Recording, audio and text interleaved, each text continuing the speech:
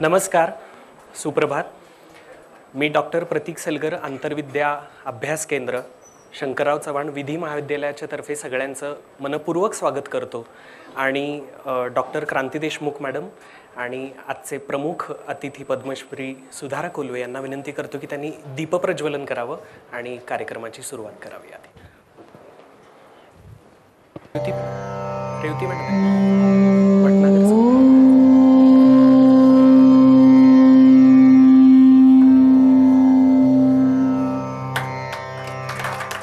सरस्वती नमस्तुभ्यं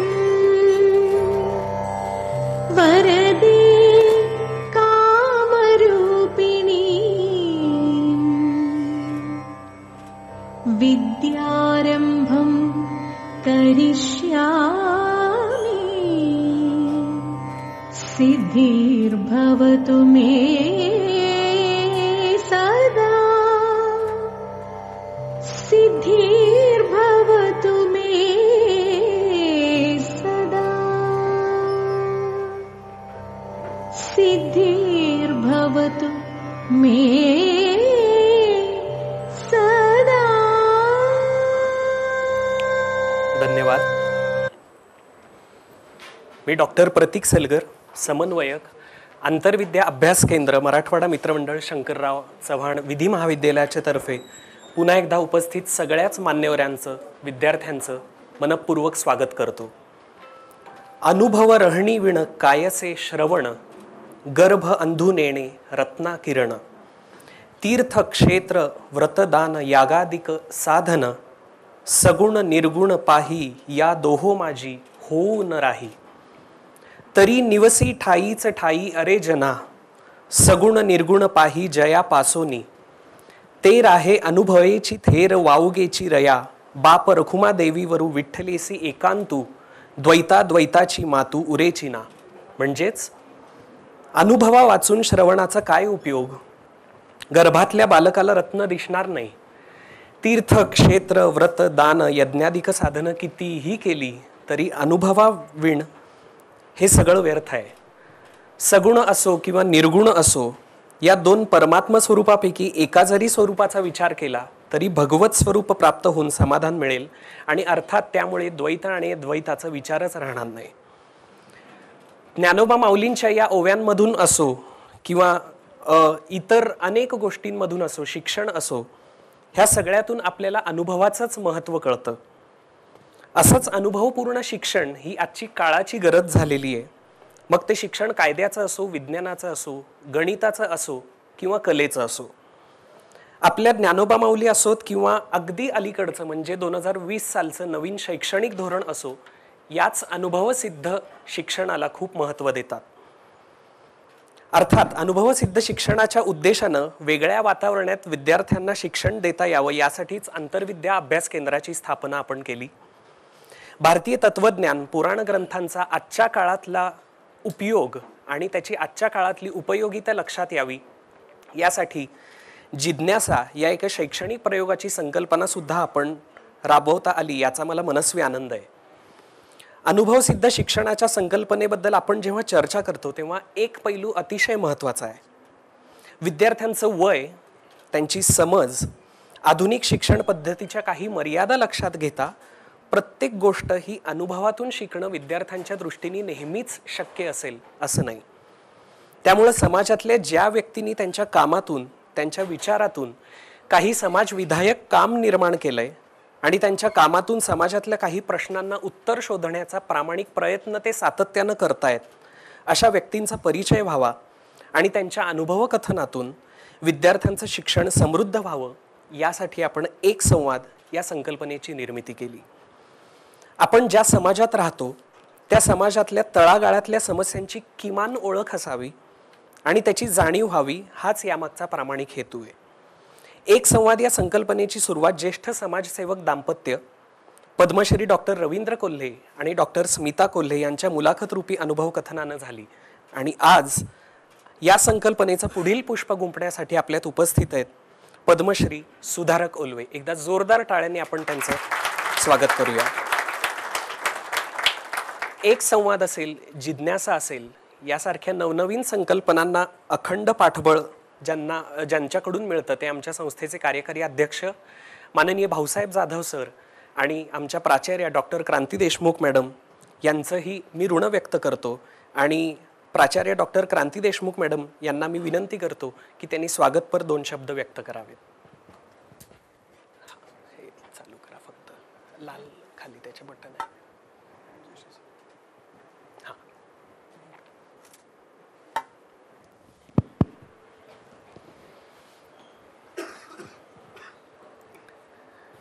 नमस्कार. आज एक संवाद, आत्ताच प्रतीक सरांनी सांगितलं की हा एक आगळा वेगळा उपक्रम आपण चालू केलेला आहे आणि त्याच्यासाठी आज आपल्याला आगळं वेगळं व्यक्तिमत्व पद्मश्री सुधारक ओलवे सर आपल्याला लाभलेले आहेत.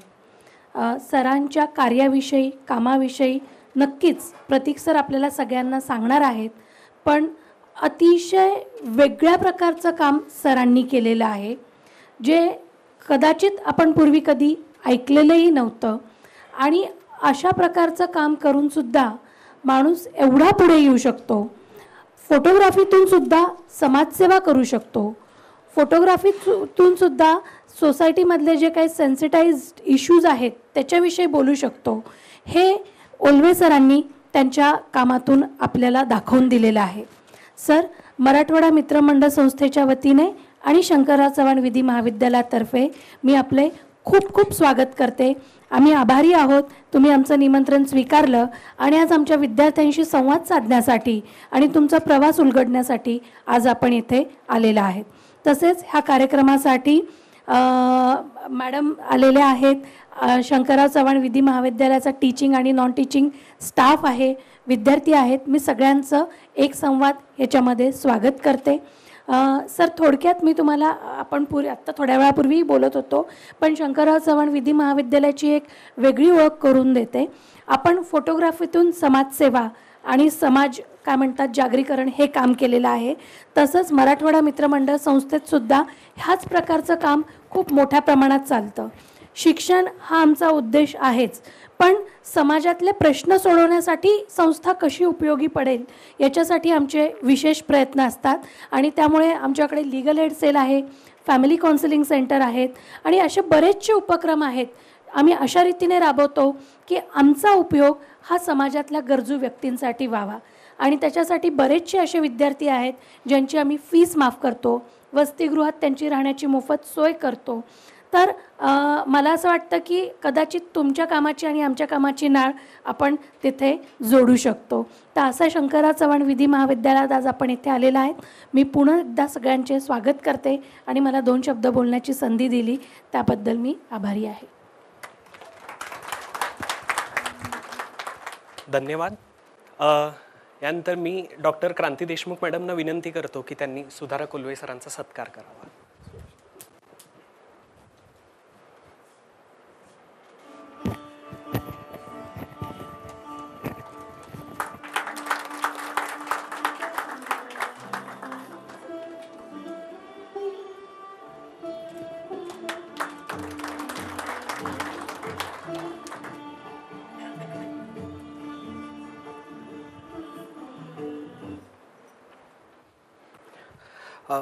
मगाशी मी जिज्ञासा या एका शैक्षणिक प्रयोगाचा उल्लेख केला. त्याचाच भाग म्हणून पहिल्याच वर्षी महाभारत या विषयावर आपण प्रवचनमाला आयोजित केलेली होती. विदुरनीती, कणिकनीती, कृष्णनीती हे महत्त्वाचे विषय या काही दिवसांमध्ये चर्चिले गेले आणि या विषयांवर मार्गदर्शन करण्यासाठी सुप्रसिद्ध प्रवचनकार समर्थ भक्त मकरंदबुवा रामदासी आपल्याला प्रमुख वक्ते म्हणून लाभले. या प्रवचनमालेनंतर महाभारतातल्या वेगवेगळ्या विषयांवर आधुनिक समाजकारण आणि न्यायव्यवस्थेच्या अनुषंगानं अनेक संशोधकांनी लेखन केलं आणि हे लेखन आपण संपादित करून शंकरराव चव्हाण विधी महाविद्यालयाच्या वतीनं Mahabharata an instrument for Indianizing socio legal approaches या नावानं आपण ग्रंथ संपादित केला. या ग्रंथाचं प्रकाशन करून आज त्याचं लोकार्पण करण्यासाठी आम्हाला पुन्हा एकदा खूप मनस्वी आनंद होतोय. काही विद्यार्थ्यांनी ह्याच्यामध्ये चॅप्टर्स लिहिलेले आहेत, तर ते सगळे विद्यार्थी आणि व्यासपीठावरचे मान्यवर यांना मी विनंती करतो की या ग्रंथाचं अनावरण करावं. विद्यार्थ्यांपैकी आर्या तेरे देसाई, वेदांग आष्टेकर, लिखिता आवारे, शालिनी शर्मा, अथर्व आंदोरे आणि आपल्या फॅकल्टीपैकी मनीषा शिंदे मॅडम, ह्या सर्वांना मी विनंती करतो की त्यांनी व्यासपीठावर मान्यवरांसोबत यावं आणि पुस्तकाचं अनावरण करावं.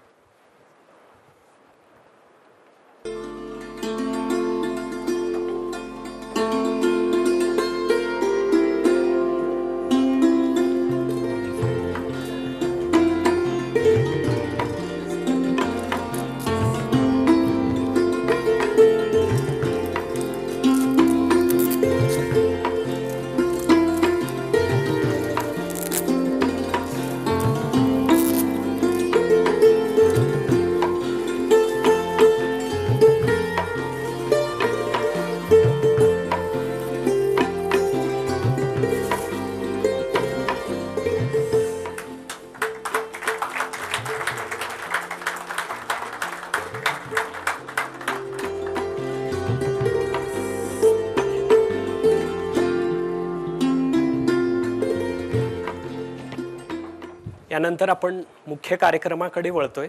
एक 2च मिनिटात आपण फोटोज जे सुधारक सरांनी आणलेले त्याची आपण एकदा कनेक्टिव्हिटी चेक करून यानंतर मी सुधारक सरांना विनंती करतो की त्यांनी त्यांच्या फोटोजबद्दल बोलावं. हां, पद्मश्री सुधारक ओल्वे सरांची आपल्याला सगळ्यांनाच ओळख व्हावी आणि थोडक्यात त्यांच्या कामाचा आवाका आपल्याला कळावा ह्याची थोडी आपण छोटीशी एक ध्वनिचित्रफित केलेली आहे, ती आपण पाहूया आणि त्यानंतर आपण त्यांच्या फोटोजबद्दल ऐकूया.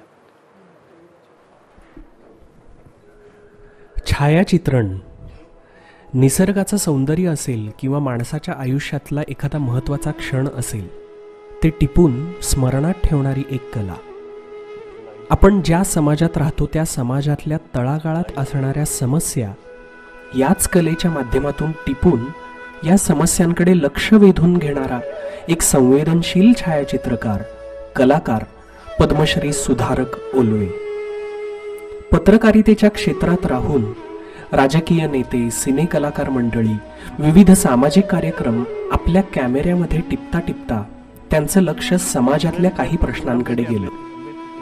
हे सगळं कॅमेऱ्यात टिपण्यासाठी त्यांनी भारतात विविध ठिकाणी भेटी सुद्धा दिल्या. आसाममधल्या चहाच्या मळ्यात काम करणाऱ्या महिलांच्या आरोग्याचे प्रश्न असोत किंवा तिथल्या कुपोषित बालकांचे प्रश्न असोत, मुंबईतल्या स्वच्छता कामगारांचे प्रश्न असोत किंवा कामाठीपुरामधल्या वेश्या व्यवसाय करणाऱ्या महिलांचे प्रश्न असोत, त्यांच्या कॅमेऱ्याची दृष्टी समाजातल्या या मागासवर्गावर पडली. भारताची संस्कृती असणारी अमरनाथ यात्रा किंवा महाराष्ट्राची संस्कृती असणारी पंढरपूरची वारी ही सुद्धा त्यांच्या दृष्टीतून सुटलेली नाही. समाजातल्या प्रश्नांना आपल्या कॅमेऱ्यात बंदिस्त करण्याचं हे काम मोठं व्हावं म्हणून 2005 साली त्यांनी PPT म्हणजेच फोटोग्राफी प्रमोशन ट्रस्टची स्थापना केली. या ट्रस्टच्या माध्यमातून तरुण छायाचित्रकारांनी समाजातील हे प्रश्न समजून घ्यावेत आणि त्यातून आपल्या कलेचा योग्य वापर करत उत्तम छायाचित्र, माहितीपट निर्माण करावेत आणि त्यातून समाजात बदल घडवावा, हाच त्याचा उद्देश. याच कामाची दखल घेत भारत सरकारनं 2016 साली सुधारक ओल्वे यांना पद्मश्री या पुरस्कारानं सन्मानित केलं. त्यांच्या या कामाला संवेदनशील कलात्मक दृष्टीला मराठवाडा मित्रमंडळ शंकरराव चव्हाण विधी महाविद्यालयाचा मानाचा मुजरा.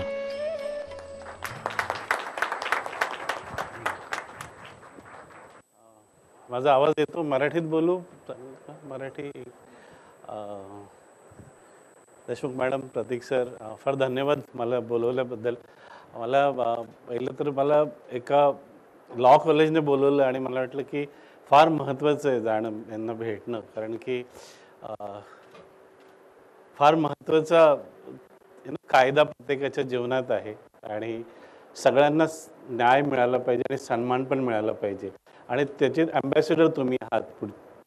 ज्यावेळेस तुम्ही इकडनं शिकून जाल तर ते तुम्ही खरे ॲम्बॅसेडर कशाचे असाल तर न्याय आणि सन्मान प्रत्येक नागरिकाला मिळालं पाहिजे आणि प्रत्येकाला त्याच वेळेस न्यायसुद्धा मिळालं पाहिजे. आणि मला वाटतं माझं जे काम आहे ते मी तुम्हाला दाखवायचा प्रयत्न करतो आणि प्रयत्न करतो की म्हणजे मी भारतात ट्रॅव्हल केलं आहे, मी नेहमी सामाजिक विषय घेऊन गेल्या 20-21 वर्षापासून काम घेतो. तर पहिलं काम आहे माझं की मी सफाई कामगार म्हणून काम केलं, जे म्हणजे याच्या अगोदर कोणी केलंच नव्हतं की एक घटक आहे जो मुंबई आणि ह्या सर्व शहरात त्याच पद्धतीने काम होतं. जवळजवळ 40,000 कामगार एकत्र एका दिवशी सकाळी पहाटे उठतात आणि 12,000 टन्स, म्हणजे 12,000 टन्स तुम्ही इमॅजिन करू शकत नाही की 12,000 टन्स काय असतात. त्याच्यामध्ये सगळे असते, म्हणजे डेड ॲनिमल्सपासून माणसाची वेस्टेपासून ते हॉस्पिटलचे पार्ट, बॉडी, हात, कट. आणि हा माणूस प्रामाणिकपणे दररोज सकाळी उठून एका सैनिकासारखं काम करतो. आपण तर कोविड झाला आहे, कोविड झाल्यामुळे तुम्हाला माहितीच पडलं की सफाई कामगार किती महत्त्वाचा आहे, पण त्याच्याकडे आपण दुर्लक्षित आहे. तो त्याला अजूनही ज्या पद्धतीने सन्मान द्यायचा आहे, म्हणजे आजही एकही केस रजिस्टर्ड होत नाही एखाद्या कॉन्ट्रॅक्टरवर किंवा म्युन्सिपल ऑफिसरवर ज्यावेळेस माणसं मरतात सफाई काम करताना. आणि म्हणून मला वाटलं फार इम्पॉर्टंट आहे की तुमच्याशी भेटून हे फोटो दाखवतो मी आणि वेगळ्या घटकाची जाणीव करून देतो. दलित समाज पूर्णपणे काम करतो, 100% रिझर्वेशन आहे. आपण रिझर्वेशनबद्दल फार बोलतो, आपल्याला माहीतच नसतं की रिझर्वेशन कशासाठी आहे. रिझर्वेशन आहे इक्वल ऑपॉर्च्युनिटीसाठी. ते जाती, आपली जे न्यायसंस्था किंवा कॉन्स्टिट्यूशन आहे ते जातीला मानत नाही, ते समानतेला मानतं. तर प्रत्येकाला ऑपॉर्च्युनिटी मिळालं म्हणून.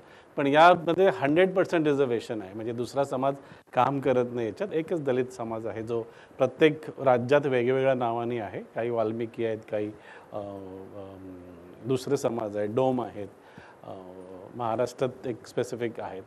तर आणि हा काम सातत्याने दररोज सकाळी पहाटे करतो. आणि next can you please next. स्त्री आणि पुरुष दोन्ही मिळून करतात. जवळजवळ 39-40,000 स्टाफ आहे बॉम्बे म्युन्सिपल कॉर्पोरेशनचा. आणि पहाटे उठतात, पण कोणाला माहीत नसतं की ते 5-5:30ला त्यांना राहण्याची सोय नाही आहे, बसण्याची जागा नाही आहे. इम्पॉर्टंट काम करताना म्हणजे ते एक तो माणूस जर घाण आहे, त्याच्या अंगाला वास असेल, त्याला कोण बसू देईल किंवा त्याला कोण ऑफिस देईल. तर त्याला जे हात वॉशिंग करायचं असेल काम झाल्यावर तर त्याला ते चौकीपर्यंत चालत जावं लागतं. आणि आजही म्हणजे एक प्रकारे हा अनटचॅबिलिटीज आपण पाळतो ज्या समाजाबरोबर. कारण की तो बसमध्ये जर आला तर बसमध्ये कंडक्टरच सांगेल की तुमचा वास येतो, तुम्ही खाली उतरा, किंवा येऊ देणार नाही त्याला त्याच्या उतरवलं. पण तो आपलीच घाण साफ करून आला आहे हे पण आपण त्याच्याकडे बघत नाही, त्या नजरेने पण बघत नाही की कचरा कोण करतं, आपण करतो. आणि कचरा यांनी उचलावा. जो सिव्हिक सेन्स आहे तो आपल्या देशात फार भयानक आहे. प्रत्येक म्हणजे आपण रेल्वे ट्रेनमध्ये बसतो, मस्त डबा वगैरे खातो ना, चांगले पॅकेट असतात, आता नवीन ऑर्डर आलेले असतात, जेवतो आणि डबा ट्रेनच्या विंडोमधनं फेकतो काही विचार न करता. कुठे जाईल, काय होईल त्याचं काहीही घेणं देणं. बसमधनं उतरा, काही करा, तुमचे घर स्वच्छ करता, घरातले जे स्वच्छ सामान आहे ते तुम्ही रस्त्यावर फेकता. तुमचे रस्ते, शहर घाण आहेत, फक्त आपली घरं स्वच्छ आहेत. का नाही आहे? कारण की कोणीतरी आहे, एक वर्णव्यवस्थेने ठेवलेला एक माणूस आहे जो आपल्यासाठी काम करेल. म्हणजे आपला सहभाग काहीच नाही आहे, आपण फक्त क्रिएट करायचं आणि त्यांनी साफ करायचं. तर जवळजवळ स्त्री पुरुष करतात. आणि त्यांच्याकडे गिअर जी कॉर्पोरेशन देतं ते गिअर ते वापरत नाही. का वापरत नाही? कारण की ते तर निकृष्ट असतं आणि त्यांचा त्या इन्स्ट्रुमेंटवर विश्वास नाही. ते म्हणतील की हे न घातलेलं बरं, म्हणजे आम्ही ॲटलिस्ट आमची स्वतःची जी बुद्धी आहे त्यांनी काहीतरी वेगळं करू आणि जिवंत राहू. तर त्याला गिअर नाही आहेत. हेल्मेट देतं, साबण मिळतो, पण ते वापरूच शकत नाही, ते एवढं निकृष्ट दर्जाचं असतं. त्याच्यानंतर तो 2 बिल्डिंगमधली एक जागा असते गल्ली, त्या गल्लीत जातो.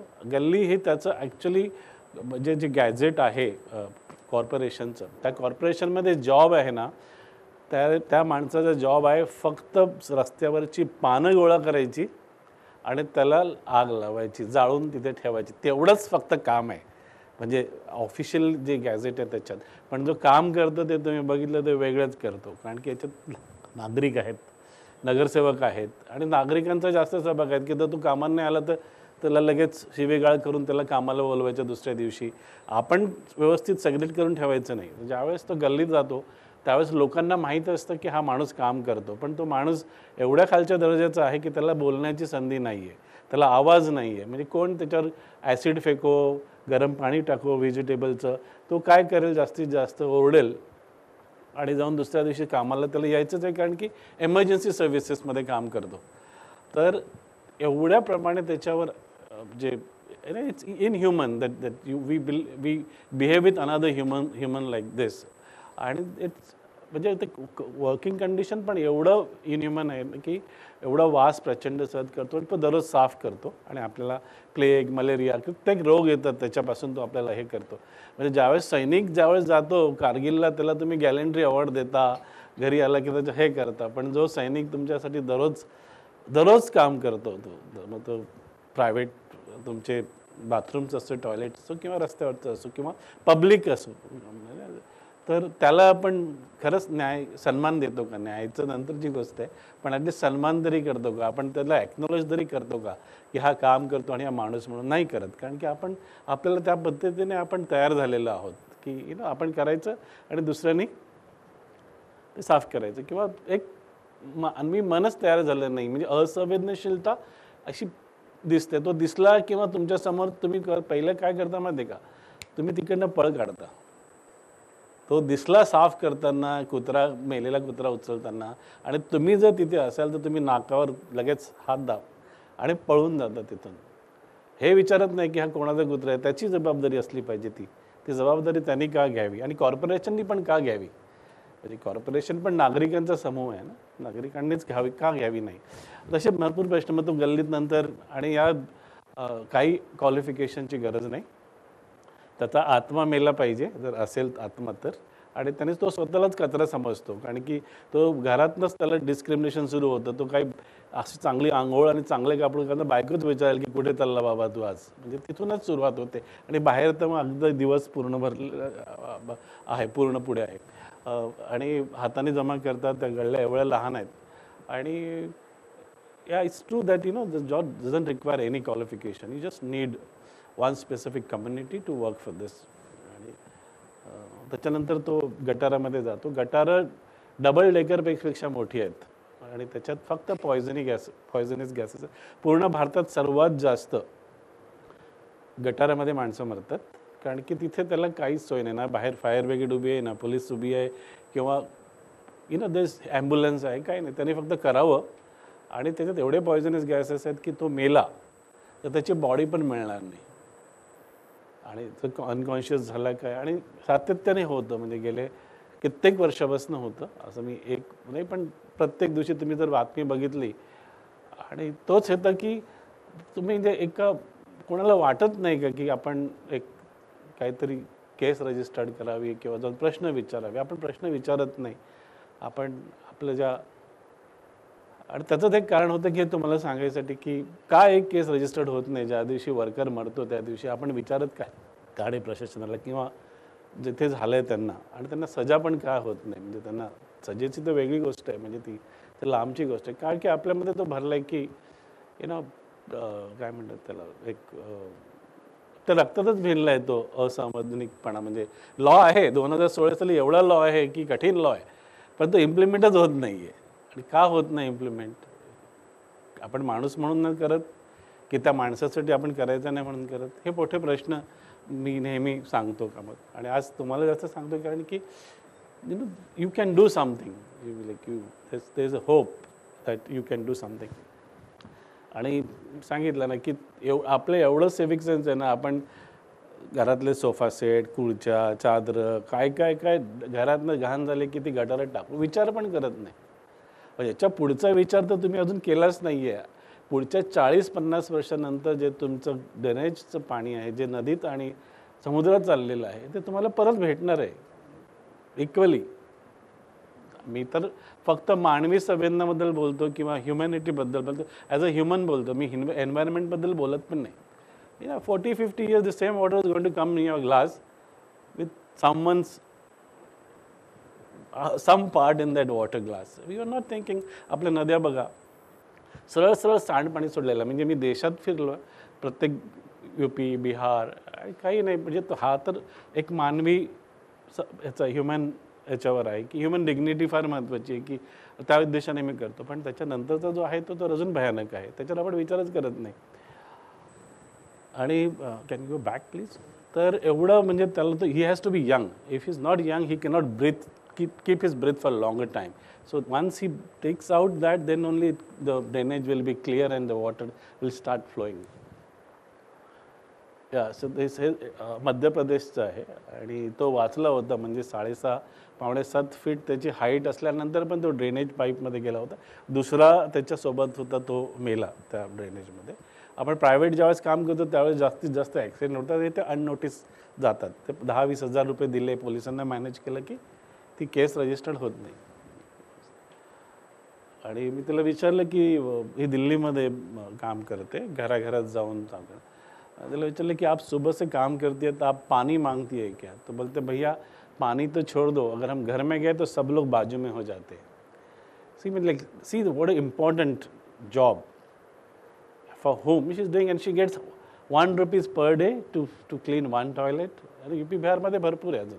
आता त्यापेक्षा पण स्टोरी आहेत. ₹1, ₹30 महिन्याचे, 5 घराचे ₹150. अजूनही ती जी एकाकडनं आपण जागीर देतो ना, ती जागीर चालू आहे. म्हणजे आता चालायला हवी का ती जागीर? जागीर म्हणजे एका समाजाची तीच जागीर परत परत त्यांना मिळाली जाते. म्हणजे हे थांबलं पाहिजे कुठे. तो बाहेर येतो त्यावेळेस ना, the is in a drain, he is walking to his office. आणि अमान्य म्हणजे कोणी म्हणजे समजा मला पण नाही वाटेल की मला डेड कुत्र्याबरोबर मी माझा फोटो काढू शकेल. पण ॲनिमल्स आहेत. In spite of doing such a job, no we don't treat him, or there is no respect, or there is no dignity of labor also is not there. I mean, like, you talk about laws, international laws and laws, but it is smallest thing is dignity of labor is also not there. Next please. आणि घरात गेलो, मग मला सगळं check करायचं होतं की घरी कसं आहे, वर्किंग कंडिशन कसं आहे. I wanted to know, because the first time the documentation was happening.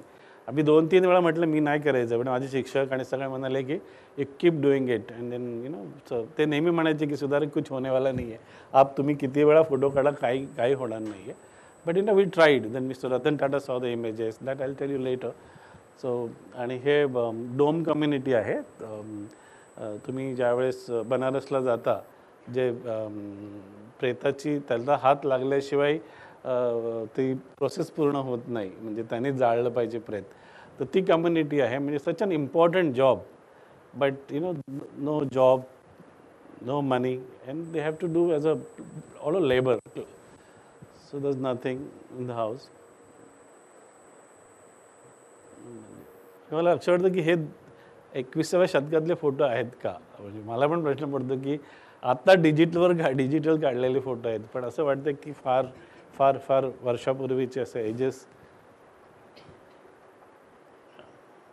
आणि डेथ, तो दारू जास्त पितो, दारू जास्तामुळे तो 40-42-50व्या वर्षी मरतो. मग त्याचा जॉब जो आहे बायकोला येतो, बायकोकडनं मुलाला जातो, to retain that one house which is very important. मुंबईमध्ये तसंच रिअल एस्टेट फार जास्त आहे. So, then his job is to take bodies to hospital, to same person is doing the same job. आणि तिथे जे डॉक्टर असतात ते डॉक्टर बॉडीला हात सुद्धा लावत नाही, ते खुर्चीवर बसलेले असतात. आणि तो जो कामगार आहे तो आपल्या कापतो, त्याच्यात करतो आणि ते मॉर्चरीमध्ये पूर्ण करून सर्टिफिकेट तो देतो, पण डॉक्टर बसलेला असतो खुर्चीवर. आणि हे प्रत्येक हॉस्पिटलमध्ये गोष्ट आहे. म्हणजे मी असं नाही म्हणत की ते इट्स अ लोएस्ट जॉब ना, to touch a dead body और touch a dead animal, and who will it's so it will be below his dignity. But in spite of doing such a work, that what that man gets is nothing, so absolutely nothing. So next please. This is the ghat that we were talking about.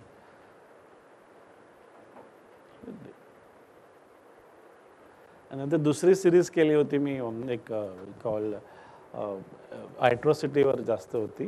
महाराष्ट्रात केली, मग UP Bihar अशा 4-5 राज्यात केली. आणि मला लक्षात होतं की काय काय होतं ॲट्रॉसिटी केसेस म्हणजे काय. मला समजायचं होतं की खरंच ॲट्रॉसिटी केसेस होतात का, की खोट्या होतात. आणि मोस्टली जनरल आपलं परसेप्शन आहे की सगळ्याच केसेस खोट्या असतात.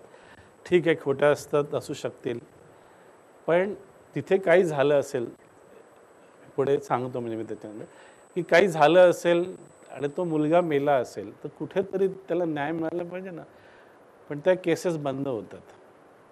सगळेच्या सगळे कल्प्रिट त्याच केसमधनं बाहेर पडतात. एक माणसाचा मृत्यू झालेला असतो, मुलाचा मृत्यू झालेला असतात, पण तो मृत्यू कोणीही लक्षात घेत नाही सिस्टममध्ये. नाही पोलीस स्टेशन, नाही तर ज्युडिशियरी. म्हणजे काही केसेसमध्ये तर पोलीस स्टेशनपर्यंत पण जात नाही. जी पुढची सिरीज आहे ती पोलीस स्टेशनमध्ये पण जात नाही. तर जयेश आहे, जयेशने चांगले कपडे घातले होते आणि सोन्याची डुप्लिकेट चेन घालून गावात गेला आणि गावातल्या 4-5 चांगल्या म्हणजे वॉरियर मराठा किंवा तिकडे दरबार कम्युनिटी म्हणतात त्यांना. आणि त्याने बघितलं की तो म्हणतो आपने नया कपडा कैसा पहना, म्हणून त्याला एवढं मारलं, त्याचे कपडे फाडले. त्याचा पूर्ण व्हिडिओ व्हायरल झाला होता त्यावेळेस. फक्त काय की you asserting your right to wear a cloth or a mojdi. He was beaten badly because for his mojdi. त्यांनी मोजडी कशी घातली म्हणून. आणि त्याचे बाबा पोलीस कंप्लेंट करायला तयार नाहीत. गाववाल्याने सगळ्यांनी प्रेशर केलं, कारण की तो गावाचा पूर्ण उदरनिर्वाह त्याच्यावर आहे, त्या फॅमिलीवर आहे. त्याने तर गाव साफ नाही केलं तर त्याला मोबदल्यात राशन मिळणार नाही, पैसे मिळणार नाहीत. हा प्रदीप आणि त्याचा मित्र आहे, म्हणजे हा प्रदीपचा मित्र आहे. प्रदीपला घोड्याची फार आवड होती आणि बाबांनी सांगितलं की घोडा घेऊ नको, आपण मोटर बाईक घेऊ. पण तर ऐकलं नाही त्यांनी आणि घोडा घेऊन आला. तर त्या दिवशी घोडा विकत घेऊन आला. त्या दिवशी ती कम्युनिटी घरी आली, त्यांच्या बाहेर उभी राहून सांगितलं की तुम्ही घोड्यावर बसायचं नाही, घोड्यावर बसायचा अधिकार फक्त आमचा आहे. हे 1.5 वर्षापूर्वीची घटना आहे, ती 1.25 महिना झाला असेल. आणि हा बसला दुसऱ्या दिवशी, तर परत आलाच नाही. फक्त घोडा परत आला. त्याला एवढं प्रचंड निर्घुणपणे त्याची हत्या केली होती. त्याच्या घरी पोलीस वगैरे होते मी ज्यावेळेस. I'm just showing the incidents, these are the stories which I collect and share with public. So you next please. गुजरातची आहे, तिन्ही गुजरातची स्टोरी होते. गुजरातमध्ये 16 वर्षानंतर मूल झालं होतं. जे आई वडील आहेत, पाणी पितात ते बाबा आहेत आणि आई आहेत. मी जवळजवळ 1.5 वर्षानंतर घरी गेलो होतो. त्यांचं ते पेनफुल, बिकॉज एक तर मुलगा 16 वर्षानंतर झाला पहिलं सर्वात मध्ये, आणि तो 18 वर्ष झाल्यानंतर गरबा बघायला गेला. आणि गरबा का बघायला आला, आमच्या मुलींना म्हणून त्याला तिथे दगडाने ठेचून मारलं. अपर क्लास आणि लोअर क्लास. लोअर क्लासचा आहेस तू, खालच्या जातीचा आहे तू, आमच्या याच्यात आला कसा. अजूनही केस सुरू आहे, काहीच झालेलं नाही आहे. ही नितीन आगेची केस आहे, महाराष्ट्रातली केस आहे. मी नितीनबद्दलच बोलत होतो. नितीन शाळेत एका मुलीबरोबर बोलताना दिसला. त्याचा मुलीचा भाऊ आला दुसऱ्या दिवशी आणि शाळेत मारलं त्याला. सगळ्या प्राध्यापक, मुख्याध्यापक, शिक्षकांच्या समोर त्याला मारलं. एकाही शिक्षकाने सांगितलं नाही की मारू नका. त्यांनी सांगितलं की पाठीमागे जाऊन मारा. पाठीमागे जाऊन मारलं. त्याच्यानंतर त्याला हातभट्टीवर घेऊन गेले. हातभट्टीवर जसं फिल्ममध्ये लोक मारतात ना, त्याच्या दोन्ही हाता पायावरनं बाईक घेऊन गेला आणि नंतर एका झाडाला टांगण्यात आलं की याने आत्महत्या केली म्हणून. जवळजवळ 34-35 जणांना अटक झाली. आता वाटतं मागच्या वर्षी केस ती बंद झाली आणि 35च्या 35 लोक सुटले, म्हणजे मुख्याध्यापक सुटले. पण माझं होतं की एक 18 वर्षाचा 17 वर्षाचा माणूस, मुलगा मेला, त्याला खरंच न्याय मिळाला का त्याच्या वडिलांना किंवा त्याच्या आईला. म्हणजे पोलिसांची केस कुठे त्रुटी झाली माहीत नाही, पण कोणालाही सजा झाली नाही आहे. म्हणजे there is not a single person is question or we talk about justice, we talk about आपण कुठे चाललो होतो, आपण मंगळावर पोचलो आहे, पण एक सामान्य जीवनाशी आपण असं खेळतो. सागर आहे, शिर्डीमध्ये होता, तो नाशिकमध्ये शिकत होता आणि नाशिकमध्ये तो नर्सिंगचं शिक्षण घेऊन परत गावी आला. तर संध्याकाळी मित्रांबरोबर एका भावाबरोबर एका बारमध्ये बसला होता. तर बारमध्ये 2 म्हणजे त्यांनी त्याचा फोनची रिंगटोन वाचली की माझ्या भीमाचा किल्ला बाबासाहेब आंबेडकरांवरचं हे होतं आणि तो म्हणाले की हा रिंगटोन बदल. तो म्हणाला की मी रिंगटोन काय, माझा फोन आहे, मी रिंगटोन कशाला बदलू. तो रिंगटोन बदलल्याने म्हणून त्याला खून करण्यात आला. त्याची जवळजवळ रात्रभर त्याची बॉडी मिळाली नाही. दुसऱ्या दिवशी पोलिसांकडे जाऊन 1.5 दिवसानंतर ची बॉडी मिळाली त्याची आणि अजूनही केस चालू आहे, उभी राहिली नाही आहे. त्याची आई आहे, ती एकच मुलगा होता, ती नेहमी अशी बघते की सागर परत येईल. त्याची बहीण आहे. Next please. Again to asserting your rights you get a lesson, you taught a lesson. तुम्ही जर ग्रामपंचायतमध्ये आहात, म्हणजे असं प्रत्येक गावामध्ये अजूनही आहे की तो जो सरपंच आहे, जो खालच्या जातीचा आहे, त्याला बसू देत नाहीत. ते म्हणतात की 50 वर्षापासून हमारे बाप दादा ने बैठा है, तुम कैसा आके बैठेगा. तो यू साइन ऑन चेक, बस उतना ही करो और अपने घर चले जाओ, भी बाहर से. तर मी ज्यावेळेस त्यांच्या घरात गेलो त्यावेळेस बाबासाहेब आणि गौतम बुद्धाची मूर्ती लॉक करून ठेवली होती. म्हटलं अरे बाबासाहेब आणि बुद्ध तर शांतीचे प्रतीक आहेत, प्रेमाचे प्रतीक आहेत, घर के बाहर क्यों नहीं हो सकता है. बाबासाहेब तर संविधानाचे हे आहेत. तो म्हणतो अगर निकालूंगा तो मेरा घर भी जला देंगे.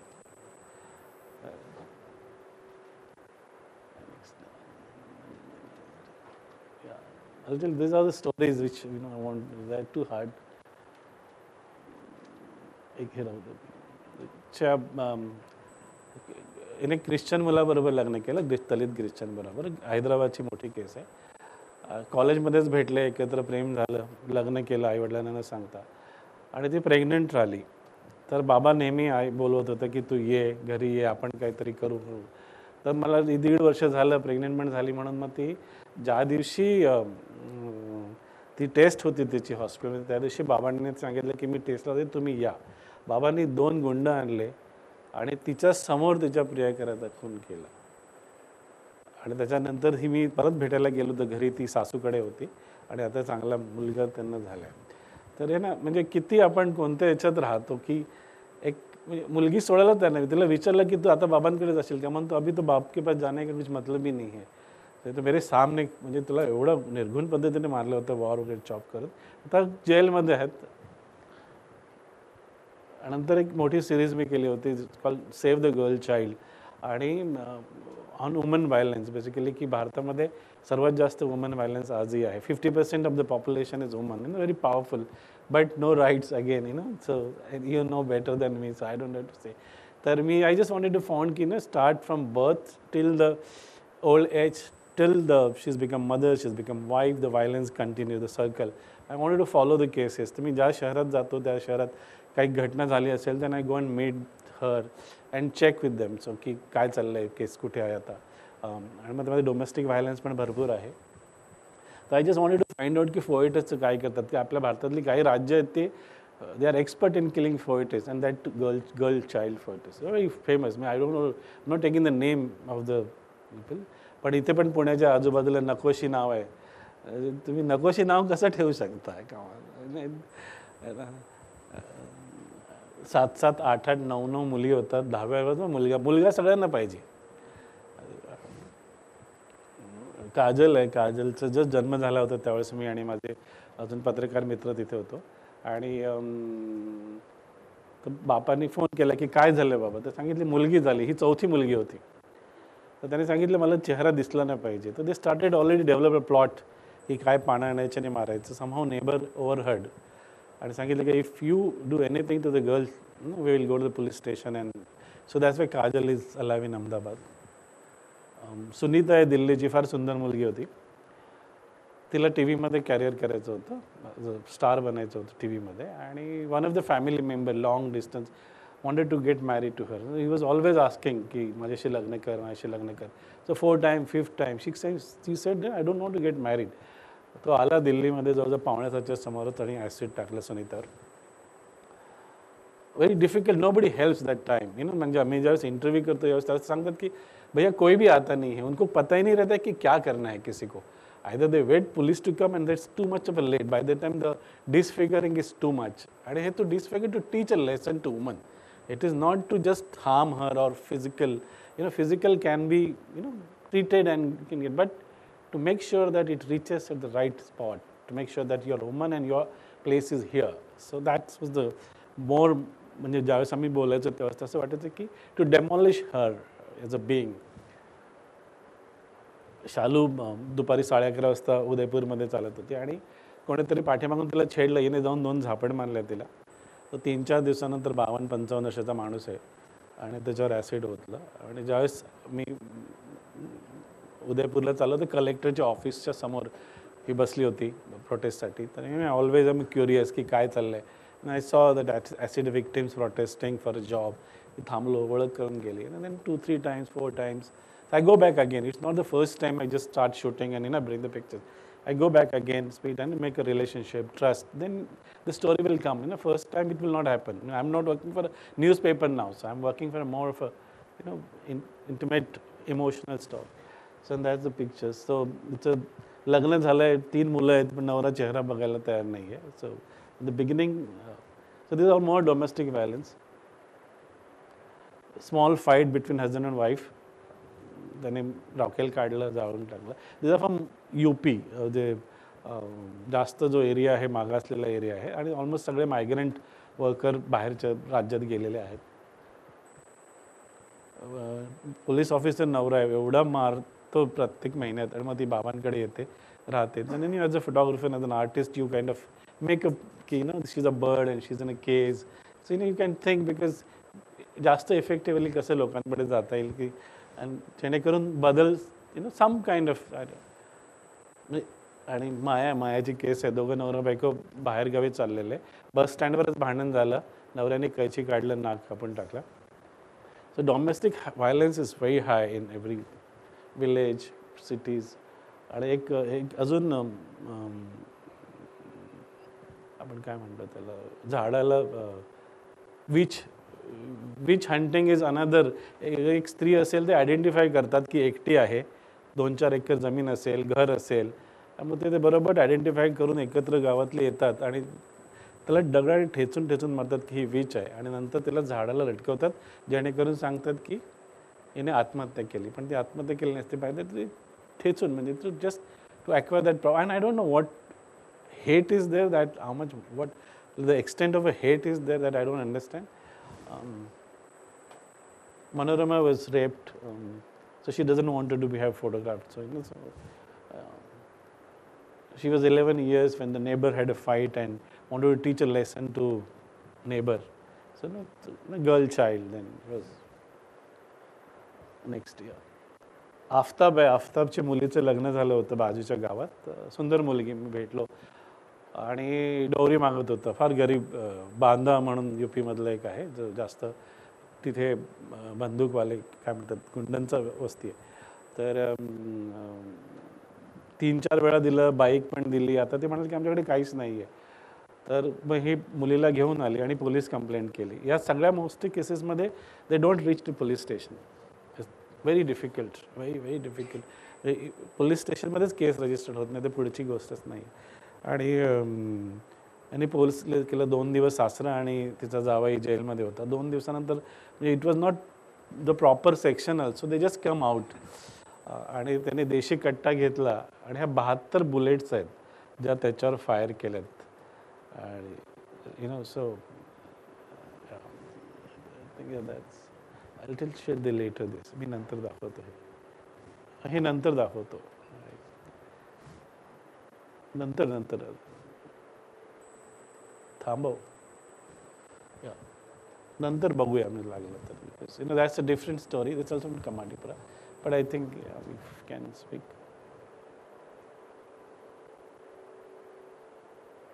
सिरीचं नावच आहे न्याय आणि सन्मानाच्या शोधात, in search of dignity and justice. So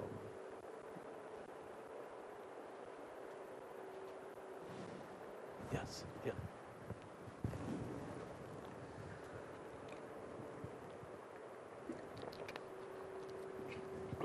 You should ask them first question. त्यांना विचार प्रश्न. तू विचार त्यांना प्रश्न.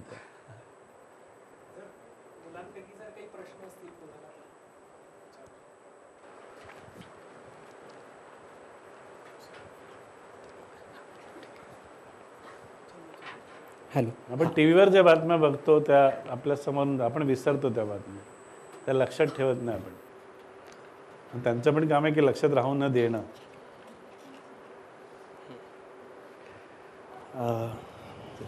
खूपच म्हणजे विदारक सत्य आहे समाजातलं आणि ते फोटोग्राफ्समधून आम्ही पाहिलंच. सुरुवात करताना मला असं विचारायचं आहे की खरं तर छायाचित्रण ही एक कला म्हणून आपण त्याच्याकडे पाहतो किंवा ती कला म्हणून खूप जास्त आपण त्याच्याकडे पाहू शकतो. सुरुवातीला जेव्हा तुम्ही कामाला सुरुवात केली तर तेव्हा तुम्ही पत्रकारितेतून ह्याच्यामध्ये आलात, ह्या क्षेत्रामध्ये आलात. तर पत्रकाराचं काम खरं तर काय असतं की तो प्रसंग जो काही घडला आहे तो फक्त टिपायचा आणि त्याला एक TRP म्हणा किंवा एक ती जास्तीत जास्त लोकांपर्यंत कशी ती गोष्ट पोहोचेल इतकंच त्याचा उद्देश आहे. आणि ते एकदा लोकांपर्यंत पोहोचलं की तिथे त्या फोटोग्राफरचं काम संपलंय खरं तर. पण त्याच्या पलीकडे जाऊन कुठंतरी त्याला एक संवेदनशीलतेची जोड द्यावी असं तुम्हाला का वाटलं किंवा असा कुठला प्रसंग आला किंवा असं काय झालं की ज्याच्यामुळे तुम्हाला असं वाटलं की पत्रकारिता किंवा केवळ तो प्रसंग लोकांपर्यंत पोहोचवणं ह्याच्या पलीकडे काहीतरी झालं पाहिजे? की ज्यावेळेस आपण ह्या बातम्या बघतो, म्हणजे मी बातम्यामध्ये काम केलं आहे, बॉम्ब ब्लास्ट, अर्थक्वेक, सगळे फोटोग्राफ केलं, डेथ बघितली, व्हायलन्स बघितलं. आम्ही ज्यावेळेस ते फोटो काढतो आणि पहिल्या दिवशी ज्यावेळेस संध्याकाळी ज्या दिवशी इव्हेंट झालं त्या दिवशी संध्याकाळी आल्यावर सगळ्यात पहिला शब्द का नाही तर काय मुझे बहुत अच्छा फोटो मिला. म्हणजे तिथूनच असंवेदनता सुरू होते संध्याकाळी. म्हणजे तुम्ही काय फोटो काढलेत तर मॉर्गमध्ये जाऊन 150 बॉडीचे फोटो काढलेत आणि तो चांगला आला म्हणून संध्याकाळी आपण बोलतो की मुझे तो बहुत अच्छा तस्वीर मिला आहे, मुझे बहुत अच्छा फोटोग्राफ मिला आहे. तर तिकडनं सुरुवात होते. मला वाटतं ती आणि ती हळूहळू ती बदलायला पाहिजे. आणि मला तेच वाटलं की आपण किती असंवेदनशील आहोत प्रत्येक गोष्टीच्या बाबतीत. आपण बातमी झाल्यानंतर दुसऱ्या दिवशी बघायला जातच नाही तिथे काय पाणी पोचलंय का, जेवण पोचलंय काय. आपली पहिली बातमी झाली, आपला विषय संपला, आपण दुसऱ्या बातमीवर केंद्रित केलं. मला वाटतं परत जाणं फार महत्त्वाचं आहे. त्याला आपण फॉलोअप म्हणतो आणि फॉलोअपमध्येच जास्त फार तुम्ही ऐकू शकता. अरे पहिल्या दिवशी ते कसं असतं की ते झालं आहे तोच तुमच्यामध्ये असतं, तुम्ही झालं आहे, मोठं झालं आहे. पण त्यानंतर दुसऱ्या दिवशी तुम्ही माणूस म्हणून जर गेलात, एक पत्रकार माणूस म्हणून, मला वाटतं तिथे जास्त तुम्हाला माहिती मिळेल की काय झालं. आणि ते जर तुम्ही पत्रकारीमध्ये आणलं तर कुठे ना कुठेतरी ती आत्मीयता सुरुवात होईल. आता या बातमीमध्ये कधी आत्मीयता येत नाही. दुसऱ्या दिवशीचं जे चित्रण आहे, ज्याच्यात खरी स्टोरी आहे, खरं काय झालेलं आहे, मला त्याच्यामध्ये तुमची आत्मीयता ती फार महत्त्वाची आहे. आणि मला ते फार म्हणजे मी सगळ्याच प्रकारचं काम केलं आहे त्यामुळे ते हळूहळू प्रोसेस आहे ती की यायला लागते. पण you have to feel it, to be human being. First is you have to be human being and you have to be empathetic, which is very very important. की तुमची आत्मीयता असली पाहिजे, की तुम्हाला वाटलं पाहिजे, तुम्हाला फील झालं पाहिजे की असं काही झालं आहे. वरच्यावर नाही फक्त, पण आतून पण वाटलं पाहिजे की चुकीचं झालं आहे, चांगलं झालं आहे. बरोबर. ह्या कामाची सुरुवात कशी झाली किंवा तुमच्याकडे असे कोणी अगोदर फोटोग्राफर होते किंवा पत्रकार म्हणून काम केलेलं होतं किंवा तुमची एकूण कौटुंबिक पार्श्वभूमी काय आहे आणि कसं काय तुम्हाला वाटलं की आपण हे काम करावं, त्याच्याबद्दल थोडंसं ऐकायला आवडेल. लहानपण तुमचं आणि ह्या सगळ्या माझे बाबा जे आहेत ते कवी होते आणि ते बाबासाहेब आंबेडकरांवर फार कविता लिहायचे, त्यांची गाणे लिहायचे. आणि घरात आमच्या सातत्याने असं वावर असायचं. म्हणजे त्यावेळेस मी लहान होतो, असं बाबा पण लवकर गेले, पण तो एक असं ऐकायला यायचं. पण पुढे काय त्याचं या प्रकारे काय उपयोग होईल असं काही लक्षात नव्हतं. कारण की माझं ज्यावेळेस कामाला लागलं त्यावेळेस माझा जॉब फार वेगळा होता. मी प्रसिद्ध लोकांच्या घरी जाऊन फोटो काढायचो. मग अंबानी असो, अमिताभ असो, सलमान असो. आणि ते 10-12 वर्ष नाईट पार्टीज केल्या.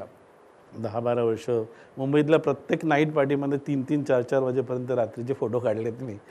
पेज 3. हां. आणि पेज 3 नंतर लक्षात आलं की हे आपलं विश्व नाही आहे. म्हणजे ना दिस वॉज गुड. म्हणजे ते रात्री 12 वाजता गॉगल लावून येतात, परफ्यूम आणि मोठे मोठे गाणं, फार चांगलं वाटायचं की अरे आपण ताजमध्ये बसलो आहे, ओबेरॉयमध्ये. पण त्यानंतर लक्षात आलं की this is not my forte. तर then I started seeing something different. आणि माझी पहिली स्टोरी जी होती ते बाबासाहेबांची जे विचार आहेत किंवा याच्याबद्दल जे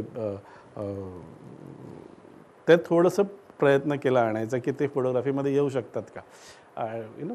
आणि ते मी हळूहळू सुरुवात केली. आणि मग त्याच्यानंतर न्याय, बंधुता हे जे आपले संविधानाचे शब्द आहेत त्याच्यावर काही करता येईल का, आणि त्या हिशोबाने सुरू केलं. आणि सर्वात महत्त्वाचं म्हणजे की आपण को एक्झिस्टमध्ये राहतो, म्हणजे प्रत्येक जणालाच सगळं मिळालं पाहिजे, त्या उद्देशाने ते सुरुवात झाली होती.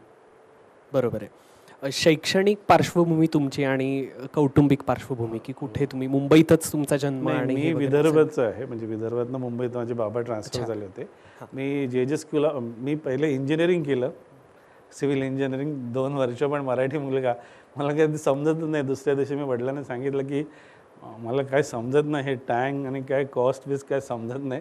मग ते म्हणाले की काय करायचं? मग ते मला, मी म्हटलं फाईन आर्ट्स करतो. पण मला वाटतं की आपल्याला समजत नाही हे समजणं पण फार महत्त्वाचं. 2 वर्ष गेले त्याच्यात.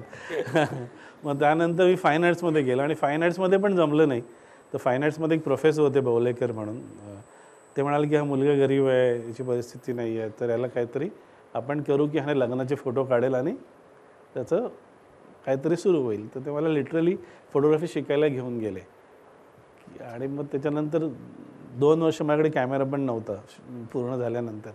पण मग आई आणि मित्रांनी कॅमेरा घेऊन दिला आणि त्यानंतर मग मी पाठी बघितलं नाही. क्या बात आहे. एक असं असतं की कुठलाही फोटोग्राफर जेव्हा एखादा फोटो क्लिक करतो तर त्याच्यामागे त्याचा एक विचार असतो की मला ह्या फोटोतून हे दाखवायचं आहे. तर तोच विचार बाकीच्यांनाही दिसावा, ह्यासाठी तुमची काय भूमिका असते? काय प्रत्येकाची दृष्टी एक्झॅक्टली, म्हणूनच आणि बघण्याचं पण हे असतं. तर मला वाटतं सर्वात आपण आहे ना जास्त इग्नोरंट सोसायटी आहोत. आपल्याला जे फक्त बघायचं तेच बघतो, जे ऐकायचं तेच ऐकतो. आपण त्याच्या बियॉन्ड नाही. आणि त्याच्यामुळे तुमची दृष्टीच डेव्हलप होणार नाही ना. जर तुम्ही या साच्यात राहिलात की मला हे आवडतं तर मी हेच बघणार, आणि पण तुम्हाला सम्यक बघायला पाहिजे है ना. आणि तर ते बघितलं नाही तर तुमचं पुढे कसं होईल, म्हणजे जर जीवनात पण आणि सामाजिक याच्यात पण. तर म्हणजे कठीण आहे ती, म्हणजे वाचन म्हणजे ते मी सांगू शकतो, but you have to develop your self. आणि तुम्हाला कुठे जायचं आहे, काय करायचं आहे, कोणत्या दिशेला जायचं आहे, you have to decide your self. Like अखंड प्रक्रिया आहे. हो, you have to keep doing it. Like तुम्हाला नावं घेत नाही, पण तुम्हाला सर्वोच्च न्यायालयामध्ये जाऊन एक मोठं काय म्हणतात वकील होऊन एवढी फीस घ्यायची आहे की लोकांसाठी तुम्हाला आयुष्य करायचं भाडायचं. त्याच्यात तो डिसाईड, ती दृष्टी तुम्हाला डेव्हलप करावी लागेल. कला म्हणून जर आपण विचार केला तर कुठलीही कला जर आपण घेतली तर त्याच्यासाठी त्याची एक म्हणून एक प्रॅक्टिस आहे, ज्याला रियाज म्हणतात. की गाणं आता शिकायचं आहे किंवा त्याच्यात मला जर एक पातळी कुठली तरी चांगली गाठायची आहे तर त्याच्यासाठी म्हणून मला काही गोष्टी करायला लागतात. अभिनय जर समजा असेल, माझे उच्चार चांगले व्हावेत, माझी ओव्हरऑल शरीराची ठेवण चांगली असावी, माझे एक्सप्रेशन चांगले असावेत, हावभाव चांगले दिसावेत, यासाठी म्हणून काही वेगळ्या गोष्टी आहेत. तर तसं फोटोग्राफीसाठीचा रियाज काय आहे तुमच्या दृष्टीनं, किंवा त्याची प्रॅक्टिस म्हणून काय असते? सेम रियाज आहे. तुम्ही सकाळी उठा, बघण्याची कला शिका, म्हणजे कसं बघायचं. मी पहाटे 4 वाजता, 5 वाजता, रात्री 12 वाजता, 1:30 वाजता कसं दिसतं, चारही बाजूनी प्रोसेस तीच आहे की तुम्हाला जाऊन जास्तीत जास्त बघायचं आहे आणि ते समजायचं आहे. समजल्यानंतर ती फ्रेम कंपोज करायची आहे. पूर्ण मोठा कॅनव्हास आहे, पण तुम्हाला एक एवढीशी कॅनव्हास पाहिजे. तर you have to develop your eye. First is to develop your eye, आणि second go back again and again. पहिल्या दिवशी तुम्हाला काही दिसत नाही. मी खरं सांगतो, तुम्ही सगळे जाता ना भेटायला ते कोणत्या चांगल्या जागे बघायला, त्या दिवशी तुम्ही बोलत असता कचकच कचकच, ये अच्छा, ये वो अच्छा, अरे क्या अच्छा देखा, क्या अच्छा देखा. तुम्ही बघत काहीच नाही. तिकडचं काहीही ऑब्झर्वेशन दुसऱ्या दिवशी तुम्हाला विचारलं ना की प्रकाश कुठून पडला होता, रंग कोणता होता, तुम्हाला रंग पण आठवणार नाही. आणि एक्सप्रेशन आणि इमोशन तर ती नंतरची गोष्ट आहे, तिथं दिसणारच नाही की त्या दुपारी 12 वाजता जरी ते प्रेक्षणीय स्थळ बघायला गेलं त्याच्या इमोशन्स आहेत. मग तो रियाजच आहे कंटिन्युअसली. म्हणजे जर संगीताचा आहे, लेखकाचा आहे, सेम प्रोसेस आहे. म्हणजे इथे काय पटकन उठून फक्त कॅमेरा घेतला म्हणून फोटो काढत बसले, तुम्ही मोबाईलवर सुद्धा एवढी चांगली फोटोग्राफी करू शकता. पण आपण माकड असल्यामुळे ते माकडासारखीच फोटोग्राफी करतो आहे ना. म्हणजे तो सेल्फी काढतो, सेल्फी म्हणजे थोडं व्यवस्थित काढायचं ना, चांगला बॅकग्राऊंड बघायचं. आता हात तुटलेला असतो, डोकं तुटलेलं असतं, नाक इथे झालेलं असतं, पेशन्सनी बघायचं, उभं करायचं, काय हवं ते बघायचं. म्हणजे बघणं फार महत्त्वाचं आहे, बघायचं. आणि त्याला तुम्ही रिस्पॉन्स कोणत्या पद्धतीने करता, म्हणजे प्रॅक्टिस किती करता, रियाज किती करता बघण्याचा, रंग काय आहेत, कंपोजिशन काय आहे, एक्सपोजर काय आहे, सो मेनी थिंग्स. जसं संगीतात आहे तेवढंच आहे, पण म्हणून फोटोग्राफर वेगळा होतो आणि बाकीचे वेगळे होतो. हे झालं रियाजाच्या म्हणजे प्रॅक्टिसच्या बाबतीत. आणखी एक असं असतं की कुठलीही कला जी बहरते, फुलते, तर त्याला एक साहित्याचा व्यासंग असणं खूप महत्त्वाचं असतं. त्यामुळे साहित्याची एक वेगळी छाप पडते. किंवा एक तुमचं संत साहित्य असेल, इतर मोठमोठ्या लेखकांचं साहित्य असेल, कविता असतील, ह्याची एक वेगळी छाप कुठल्याही कलेवर पडते. त्यामुळे प्रत्येक कलाकाराच्या दृष्टीनं ते महत्त्वाचंच असतं. पण एक कलाकार म्हणून तुम्हाला फोटोग्राफीच्या दृष्टीने साहित्याचा व्यासंग असणं किती महत्त्वाचं वाटतं आणि का? मला वाटतं मुळात साहित्याचा व्यासंग असणं महत्त्वाचं आहे. म्हणजे की एक तर कसं आहे की फोटोग्राफरला सगळं माहिती असतं. म्हणजे जगात काय चाललेलं ते पण माहीत असायला पाहिजे आणि पुण्यात आपल्या कॉलनीमध्ये काय चाललं ते पण माहीत असलं पाहिजे.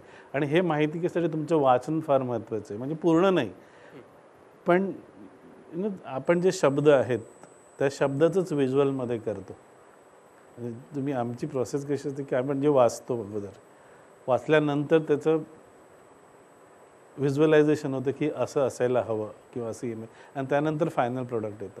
तर मला वाटतं की you have to keep doing it आणि you have to keep reading it more the time.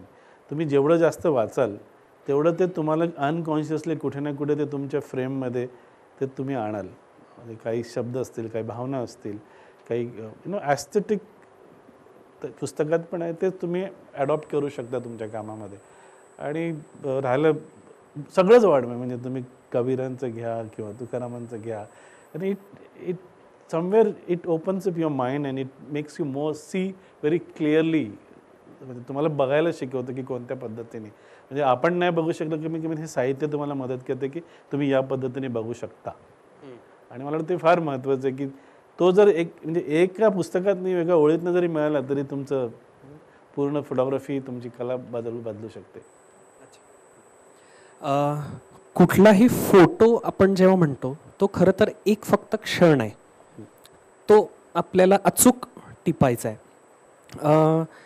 किंवा तो एक प्रसंग असेल, त्या प्रसंगातून एक रिफ्लेक्ट होणारा एक प्रश्न किंवा एक इशू आपल्याला तो टिपायचा आहे.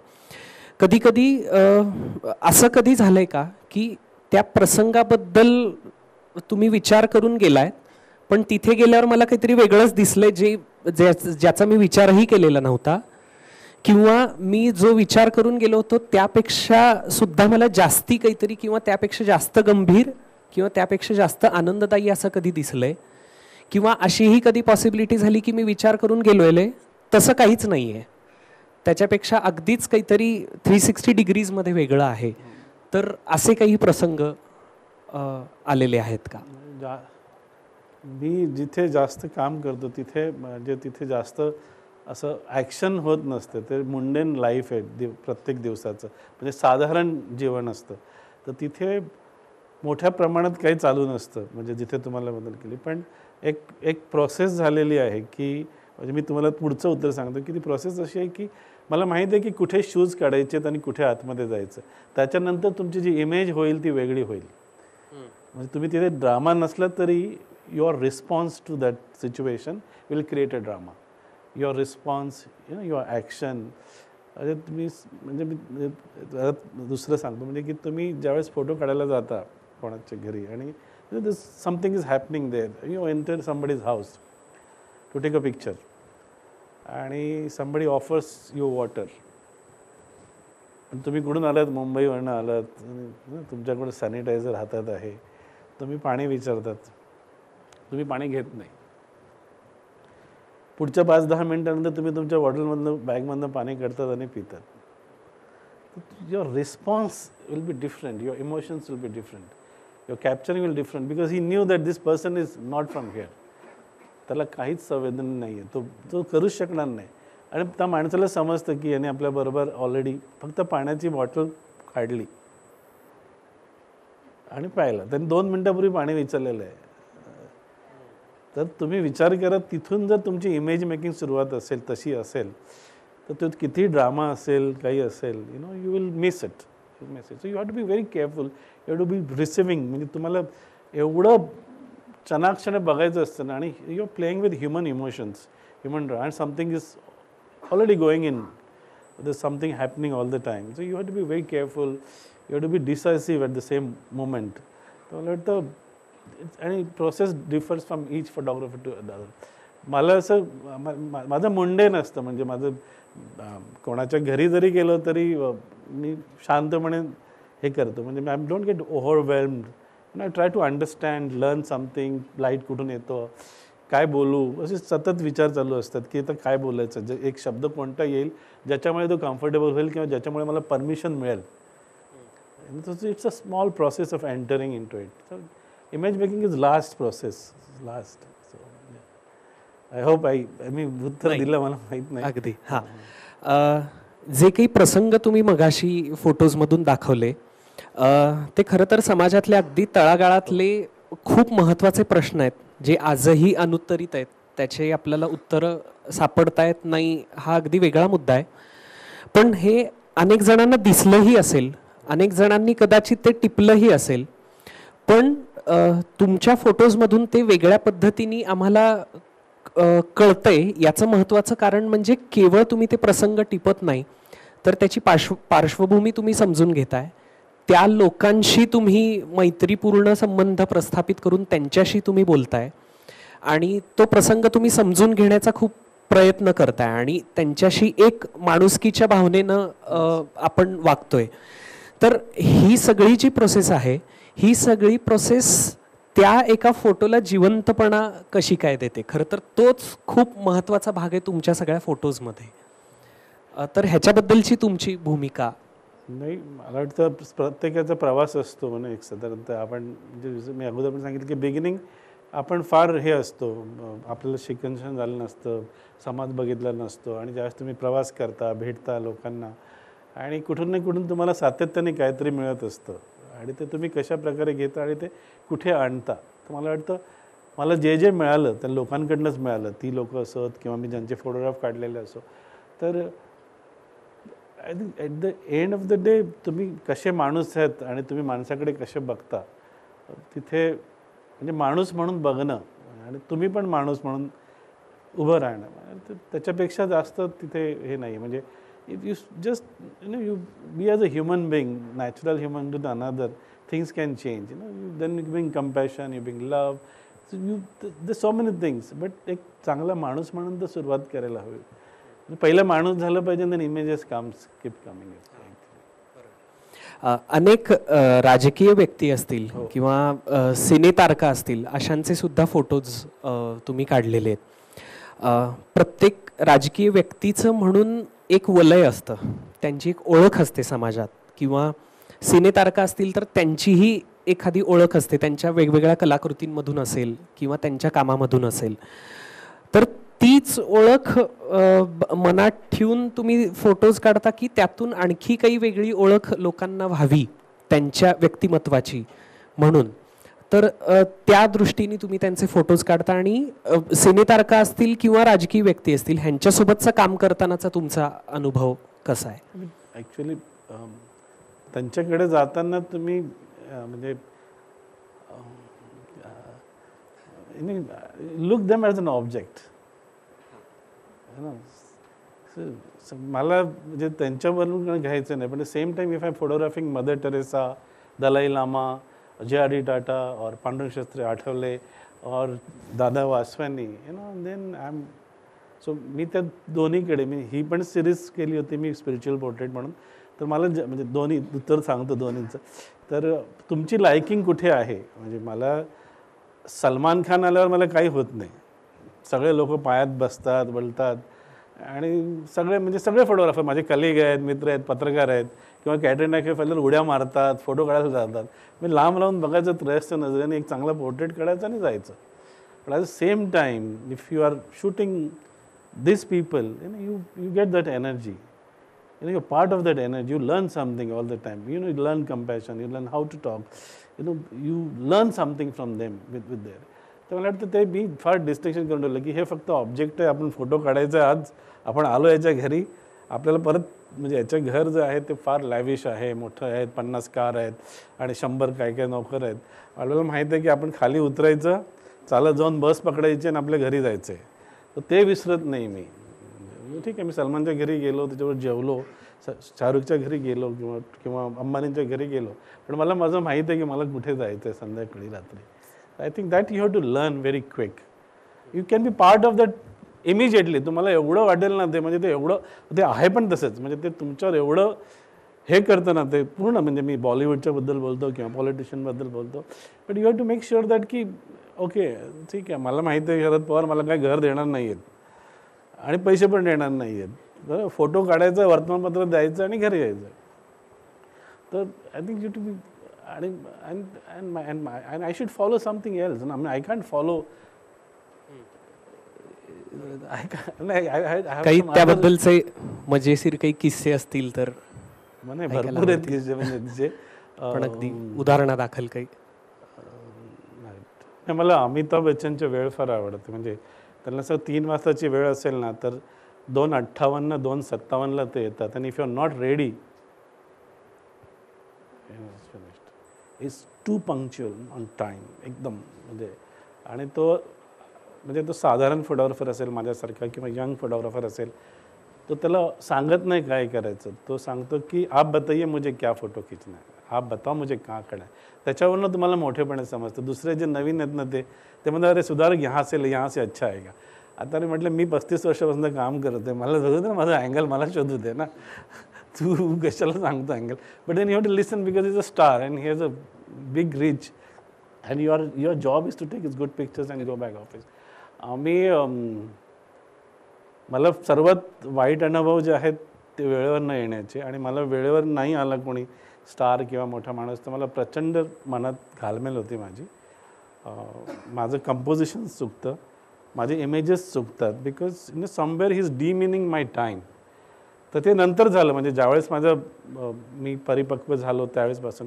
अगोदर काही वाटायचं नाही, ज्यावेळेस म्हणजे मला फार गरज होती, कामाची गरज होती, त्यावेळेस थांबायचं. पण त्याच्या एका काळानंतर मला 2-2.5 तास एका फिल्मस्टारसाठी उभं राहणं. जो ऋतिक रोशन होतो 3 तासानंतर आणि परत सांगतो की और आधा घंटा रुकना पडेगा. मी बाईक स्टार्ट केली, ऑफिसला आलो, म्हटलं आज नोकरी गेली तरी चालेल. मॅडमला सांगणार की 2-2.5 तास. मग नंतर फतवा आला होता आमच्याकडे की जास्तीत जास्त अर्धा तास थांबायचं, त्याच्यानंतर थांबायचं नाही. They make you wait lot. भरपूर थांबावं लागतं. म्हणजे ते जाणून नाही काय ते बाहेर असेल, म्हणजे मोठे स्टारचे कसं त्यांचे शाहरुखचे असे 4-5 रूम्स आहेत. तर एका रूममध्ये एक प्रोड्युसर बसलेला आहे, दुसऱ्या रूममध्ये प्रोड्युसर, एका रूममध्ये पत्रकार बसले आहेत. तो असा एक एक करत येतो, मग इकडनं तिकडे जातो. तर त्यांची ती स्टाईल आहे. पण why you should wait and waste your time. Yes I am getting it paid money for that.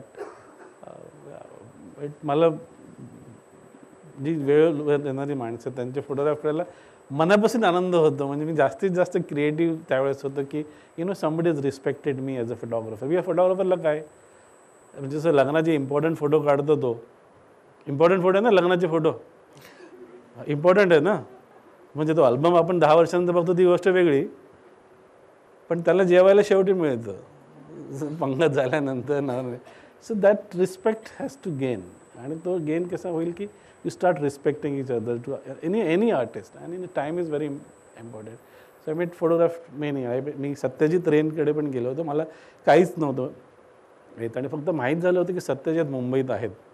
आणि मी बरोबर सिक्युरिटीला पटवून त्याच्या घरी गेलो, त्यांना भेटलो. बिकॉज त्यांच्या मनावर एवढा पगडा होता त्यांच्या चित्रपटांचा की त्यांना भेटलंच पाहिजे. आणि ते सतरंजी खिलाडीची स्क्रिप्ट करत होते. मी गेलो 6-6.25 फूट, मी तेवढा असा लहान होता, बाहेर आला. Said I will not give you permission to take pictures because I came here to write a script. आणि दरवाजा बंद केला. मग I said okay, I wanted to see you only. तर असं म्हणून म्हणजे बट फोटोग्राफीमधनं एक कम्युनिकेशन होतं. म्हणजे तुमच्याकडे कॅमेरा असेल तर तुमची एंट्री कुठेही होऊ शकते. Believe me, you should have only one camera. You can talk to people, you can enter their life, you can be part of their memory. Just take one pictures and say I will send this pictures to you later. कोण नाही म्हणणार आहे की जर माझा चांगला photo काढून देत नसेल तर. तर भरपूर प्रसंग आहेत तसे, वर्तमानपत्रातले पण आहेत. मी जास्त शूटआउट केले आहेत, मेजर फायर केले आहेत. फक्त रायट्समध्ये 1-2 वेळा वाचलो, म्हणजे नाव सांगावं लागलं की मी ओलवे आहे, त्यांना सांगितलं की मी ख्रिश्चन आहे आणि मग त्यांनी सोडलं, म्हणजे त्या दिवशी मेलो असतो. आणि एका गुंडाचा फोटो काढला होता, कोर्टाच्या बाहेरच उभा होता. बरं झालं, बँड्रा कोर्टच्या इथे छोट्या राजांच्या गुंडांना पकडलं होतं पोलिसांनी. आम्ही फोटो वगैरे काढले त्या व्हॅनच्या इथे. आम्ही उभं राहिलं की अजून चांगला फोटो मिळेल म्हणून. आणि फोटो वगैरे काढले. त्याच्यातला एक माणूस आला आणि त्यानं सांगितलं की अगर फोटो कल छपेगा तो आपका फोटोग्राफी डिपार्टमेंट कल नहीं रहेगा. म्हणजे हातपाय हल्ले. मी बॉसला फोन केला की काय करू. तो म्हणतो फोटो भी मत लाव, आज छुट्टी है तुम्हारा, काम छापेंगे नहीं फोटो ये. So you tackle this situation like that. Many like that, so many instance. बरोबर. कामाठीपुरामधल्या रेड लाईट एरियामधल्या ज्या व्यवसाय करणाऱ्या ज्या स्त्रिया आहेत त्यांच्यावरती तुम्ही एक फोटो स्टोरी केलीत, तर त्याचे काही अनुभव आणि त्याचे काही फोटो आहेत आपल्याकडे. मी जस्ट सांगतो, मग फक्त फोटो बघूया की काय होतं की आपल्या म्हणजे पूर्ण शहरात एक भाग असा आहे जिथे कोणाला जाऊ देत नाही. म्हणजे जी प्रतिष्ठित जी माणसं आहेत किंवा फॅमिली आहेत, आणि त्या पण स्त्रिया आहेत. त्या कशा आल्या हे आपण केव्हा विचार करत नाही. कुठून आल्या, काय कशासाठी आल्या विचार करत नाही. आणि नामदेव ढसाळ म्हणून फार मोठे कवी आहेत, ज्यांनी गोलपीठा कविता संग्रह केला. आणि त्यांना एकदा घेऊन गेलो होतो मी. आणि त्यांनी एक मोर्चा काढला होता सगळ्या वेशांचा आणि बारमाल्यांचा. तर त्या मोर्चामध्ये मी गेलो होतो, फोटो काढले होते. आणि त्याच्यानंतर त्या एरियामध्ये जायला अशी भीती वाटते की तुमचा कॅमेरा परत येईल की मारतील, काय करतील, चाकू. तर असे भरपूर वर्ष गेले. मग मी दरवर्षी फक्त एकाच दिवशी त्या एरियामध्ये जायला कॅमेरा घेऊन, परंतु असं वर्ल्ड एड्स डे, त्या दिवशी NGO असायचे, police, rest of the is very protected area. आणि मग जायला सुरुवात केली हळूहळू. आणि शोधायला लागलो की म्हणजे कोणाची तरी बहीण असेल, कोणाची तरी आई असेल, कोणाचं आपण कोणत्या नजरेने बघायला पाहिजे ते शिकलो. आणि मग जवळजवळ 16 वर्षापासून मी कामाठीपुरात जातो, त्यांच्याशी बोलतो. पहिल्या तो फार मोठा एरिया होता, पण नंतर लक्षात आलं की एवढी ओळख होणार नाही. तर मी 1.5 किलोमीटरचा पॅच घेतला to document the life of 11th street. म्हणजे मला लोक दोन्ही ओळखतील आणि मी कोणाच्याही घरी जाऊ शकेल कोणत्याही वेळेस. तर यू नो, बिकॉज परमिशन फार इम्पॉर्टंट आहे, कन्सेंट फार इम्पॉर्टंट आहे तिथे, की they should consent you to, and why they should, that also is very important. And that will happen only when you build a trust. If the trust is not there then I build a trust की भैया आ गया है तो भैया को जाओ. मला मी गेलो की मला कोणीतरी थम्सअप पाठवतं, चहा पाठवतं. तर मी बिल्ड अ रिलेशनशिप. अँड मग मी हळूहळू त्यांच्या जीवनात प्रवेश केला. प्रचंड व्हायलन्स आहे.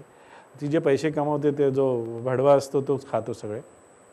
Because you need a man in life, in woman's life. She cannot be stay alone.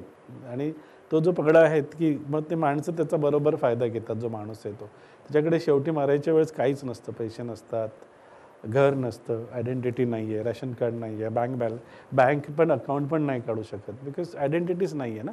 म्हणजे जवळजवळ आता 3,500-4 हजार आहेत. अगोदर 30,000 होत्या, त्याच्या अगोदर 60,000 होत्या.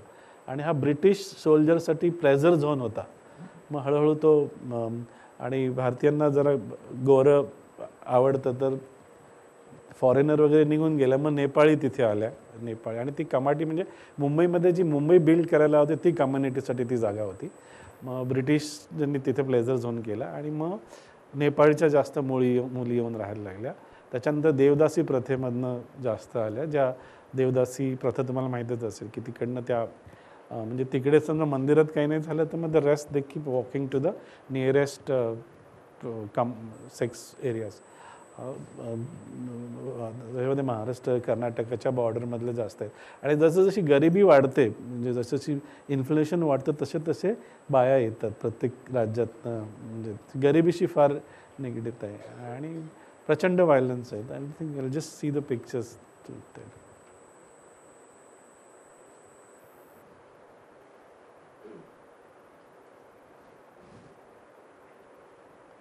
कलरचे colour. So I used to spend time as much as I wanted to go back, stand. या पहिल्याच दिवशी होणारं काम नाही आहे. एक तर ओळख काढायची आहे, बोलायचं आहे, प्लस तुम्ही कॅमेरा काढायला तुमची हिंमतच होत नाही लवकर की तुम्ही कॅमेरा काढून लगेच फोटो काढले आणि लगेच चाललं. तर रात्रभर थांबणं, मैत्री करणं ते करत जस्ट. आणि मला माहीत होतं की दिस area is going to be वॅनिश. एक अंदाज येतो जास्त करिअरमध्ये की या विषयावर काम केलं तर मला पुस्तक करायचं आहे, एक्झिबिशन करायचं आहे किंवा डॉक्युमेंटेशन करायचं as a part of a city. आणि ते डॉक्युमेंटेशन आहे 11th street Kamathipura. So just he 3.5-4ची इमेज आहे मला वाटतं. And then keep going back again and again. So next and then choose म्हणजे सगळ्याच कडे तुम्ही बघता. असं नाही की एकाच सगळ्यांना आलायक आहे, त्यांना जीव नाही, ते येतात असं नाही करता येणार. सगळ्यांमध्ये ते गुण आहेतच म्हणजे ते इनबिल्ट आहेत. So look at that, she's making her child to wait and then she's going to solicit the client. So we can see how much it must be going through her mind at that time. Or waiting for the customer. The Devdasi, this was the way to solicit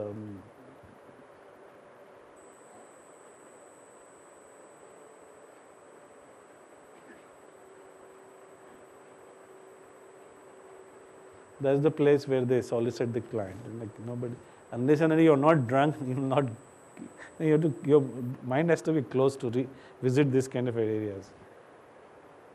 Again, that's their house.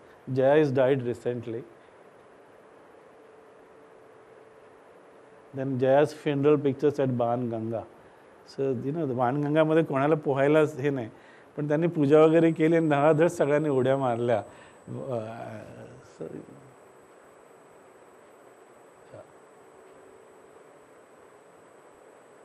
So it's a continuous process of death, beginning, middle, end. So you also work as a filmmaker. पण स्वतः म्हणून there's no actor, nothing, but you do a story in your own heart and mind, and there's a beginning, middle, then end, and you keep working on, and you try to do something, people, it will reach to people and some change, some way of looking change. फोटोग्राफीमधले तुमचे आदर्श कोण आहेत की ज्यांना तुम्ही काही प्रमाणात follow करता किंवा ज्यांना तुम्ही आदर्श मानता? सगळेच बहुतेक सगळ्यांकडनंच शिकतो तसं काही नाही. पण त्याच्यामध्ये रघुराय आहेत, पाब्लो बार्थोलोमी आहेत, मध्ये ते 2 फोटो जर्नलिस्ट आहेत ज्यांना पद्मश्री आहे आणि मी तिसरा आहे म्हणजे पत्रकारितेमधला. तर मला दोघांचे प्रचंड काम आवडतं आणि दोघांचा इन्फ्लुअन्स आहे. पण रेस्ट मला असं स्पेशल असं काही नाही, पण I keep seeing work of all the photographers बऱ्यापैकी. अमरनाथ यात्रा असेल किंवा अगदी यावर्षी तुम्ही वारीला सुद्धा गेला होतात. खूप मोठी परंपरा आहे वारीची असेल किंवा अमरनाथ यात्रेची पण असेल, ही खूप मोठी परंपरा आहे. आणि तसं बघायला गेलं तर फोटोग्राफी ही खूप अगदी त्या परंपरेच्या मानानं पाहिलं तर खूप रिसेंट डेव्हलपमेंट आहे अगदी. आणि तसं पाहिलं तर ती परंपरा खूप मोठी आहे. तर परंपरा आणि विज्ञान अगदी जे रिसेंटली डेव्हलप झालेलं आहे ह्याची सांगड तुम्ही कशी घातलीत किंवा तो तुमचा अनुभव कसा होता, अमरनाथ यात्रेचा असेल किंवा वारीचा असेल? अमरनाथ यात्रा किंवा वारी प्रत्येकाचं एकदा इनबिल्ट कॉन्शियस प्रत्येकामध्ये आहे. तर I start from my other गुरु. तुम्हाला कबीर प्रचंड आवडते, तर मी म्हटलं अगोदर मंटो आवडलेलं. तर then I started a series on Manto, की मंटो माझ्या विचाराने इथे राहत असतील, या रेस्टॉरंटमध्ये जेवत असतील, इकडे गेले असतील, तर मग मंटोची सिरीज केली. त्यानंतर मी कबीर जिथे जिथे कुठे वास्तव्य असेल तिथे जाऊन विचार केला की हे इमेजेस आपण करू. Kabir it was in my mind की असे असू शकेल. So those images started doing big series on Kabir. मग त्यांची पोएट्री यूज केली आणि फोटोचं एक्झिबिशन केलं. वारीचं पण तसंच आहे. आणि अमरनाथाचं प्रचंड म्हणजे फारच अनबिलिव्हेबल यात्रा आहे. आणि मी ते ह्याच्यावर केली, पोनीवर केली आणि वी डंट वॉक. तर माझं जवळजवळ 8 दिवस माझं तोंड असं उघडं होतं. There was no oxygen. एक after level the oxygen is not there. आणि हजारो माणसं, लहान मुलं, चिल्ड्रन कीप वॉकिंग विथ काय असतं ते माहीत नाही म्हणजे. आणि तिथे चान्सेस आहेत की you will die at any moment. Avalanche can happen at any moment. Where you are walking, you go to 7,000 feet, you get shira, puri. म्हणजे there are people who have put a stall there to feed the people. कोणी पाणी देतं, कोणी जेवण देतं, कोणी medicine आहे, military आहे, and then you reach. तर माझा प्रसंग सांगतो. मला फोटो काढले सगळे आणि बरोबर केवच्या इथे मला पोलिसांनी सांगितलं पुढे जायचं नाही. तर तिथे सरदार उभा होता, एक हँडसम पोलीस ऑफिसर. आता तुम्हाला see you walked from Bombay to Srinagar to Amarnath आणि तुम्हाला जर तो फोटो मिळाला नाही तर तुमचं काय आयुष्यात नाही. समजलं ना. अरे डोळ्यात पाणी आलं म्हणजे की काय करायला पाहिजे. त्याचे हात जोडले. त्यांनी सांगितलं पाजी आप तो सनी देओल जैसा दिखता है, एक फोटो निकालने दो ना. त्यांनी असा हात वर केला फक्त, बोलला काहीच नाही. मी त्या हातमधून गेलो आणि त्या फॉर्मचे फोटो काढले आणि आलो. सी ना इट वर्क्स बिकॉज देन तुमच्या ज्या भावना ज्या आहेत, तुमचं सायन्स म्हणा, विज्ञान म्हणा, किंवा तुमचे जे social conscious secular conscious I think see somewhere have to balance everything, both the things. So it worked. मी फक्त हात जोडले त्याला. मस्त ऑफिसर होता. आप तो सनी देओल जसं दिखते. त्याने फक्त हात वर केला की हा फोटो निकालो. तो काही बोलला पण नाही. I got a permission immediately. आणि पण ती त्या दिवशी मग ऑक्सिजन लावावा लागला. मग दुसऱ्या दिवशी हळूहळू मग आम्ही ज्यावेळेस उतरलं तर पहिल्यांदा मी झाड बघितलं 3 दिवसानंतर. हे अनुभव आता विचार करा तुम्ही 2 दिवस हळूहळू कॅम्पमध्ये खाली होतात आणि अचानक तुम्हाला झाड दिसतं ना. तर मैंने 3 झाड देखे आज. मग डायरीमधले 3 म्हणजे किती महत्त्वाचं आहे.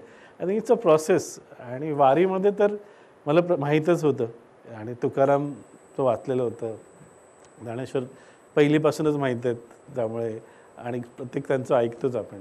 But I think you have to tune with that spiritual energy if you want to do something good. म्हणजे तुम्ही येऊन तिथे नाव नाही ठेवू शकत. You be a part or be away from them. मग तुम्ही तटस्थ होऊन बाजूला व्हा किंवा तुम्ही तिथे पार्ट व्हा. You become a part, then it's process is very easy. पण तुम्ही सांगाल की नाही मला नाही हे समजत, ते काय आहे, याचं काय नाही करायचं, you are disconnected. See scientifically it may be wrong. You correct something, in between there's always a chance to come. So it's all depend upon your own, the way you see. आम्हाला होतं म्हणजे आम्हाला वारीमध्ये तर एवढं म्हणजे सगळे young photographer होते. म्हणजे प्रचंड 5-5, 7-7 वर्षापासून काम करणारे फोटोग्राफर होते. त्यामुळे मला हे आठवतं की मी आता काय काम करू यांच्यामध्ये. तर मी असं वाट बघायचो की केव्हा सूर्य मावळेल, पाऊस येईल, because I have technical skill no. And then I manage to take something amazing pictures. I think I have shared with you if you want to say. Yes. त्यानंतर सिरियामध्ये जो आत्ता प्रॉब्लेम झाला समुद्रातून बरेच, आणि त्याच्यातून एक लहान बाळाचा तो मृतदेह आला आणि तो फोटो खूप फेमस झाला. हां. किंवा अफगाणिस्तानमध्ये एका फोटो जर्नलिस्टचा मृत्यू झाला. आणि हे तर असे बरेच सामाजिक वेगवेगळ्या घटनांमधून फोटोग्राफी म्हणून तो विषय चर्चेला जातो बऱ्याच सगळ्या प्रसंगांमधून. तर आत्ताची फोटोग्राफी असेल आणि काही वर्षांपूर्वी जेव्हा तुम्ही फोटोग्राफीला सुरुवात केली तेव्हाचा काळ आणि आत्ताचा काळ तंत्रज्ञानाच्या दृष्टीतून, माणुसकीच्या दृष्टीतून आणि समाज व्यवस्थेच्या दृष्टिकोनातून कसा कसा बदलत गेला आहे. आम्ही पहिले ॲनालॉग होतं. आम्ही एक रोल घ्यायचो आणि त्याच्यामध्ये 5 असाइनमेंट करायचो. म्हणजे एका असाइनमेंटला फक्त 5 शूट. किती? 5. त्या 5मध्ये बरोबर फोटो आला पाहिजे. म्हणजे जर प्राईम मिनिस्टर आहेत आणि ते हार घालत आहेत तोच फोटो आला पाहिजे. तो हार खाली दिसला नाही पाहिजे किंवा बाहेर नाही. त्यात म्हणजे ती बघण्याची ती प्रगडता त्यावेळेस होती. हळूहळू आता डिजिटल आलं आहे. डिजिटल आलं म्हणजे गार्बेज आलं आहे. I see is garbage because तुम्ही बघतच नाही. तुम्ही शटर क्लिक करता, कंटिन्युअसली शटर करता आणि तुमच्याकडे चांगला फोटो त्या 1000 फोटोमध्ये मिस होतं. जर तुम्ही 10 काढले तर एक चांगला शोधू शकता, पण तुम्ही 1000 काढले, तुम्हाला वेळ पण नाही आहे तर 1000 फोटो बघायला.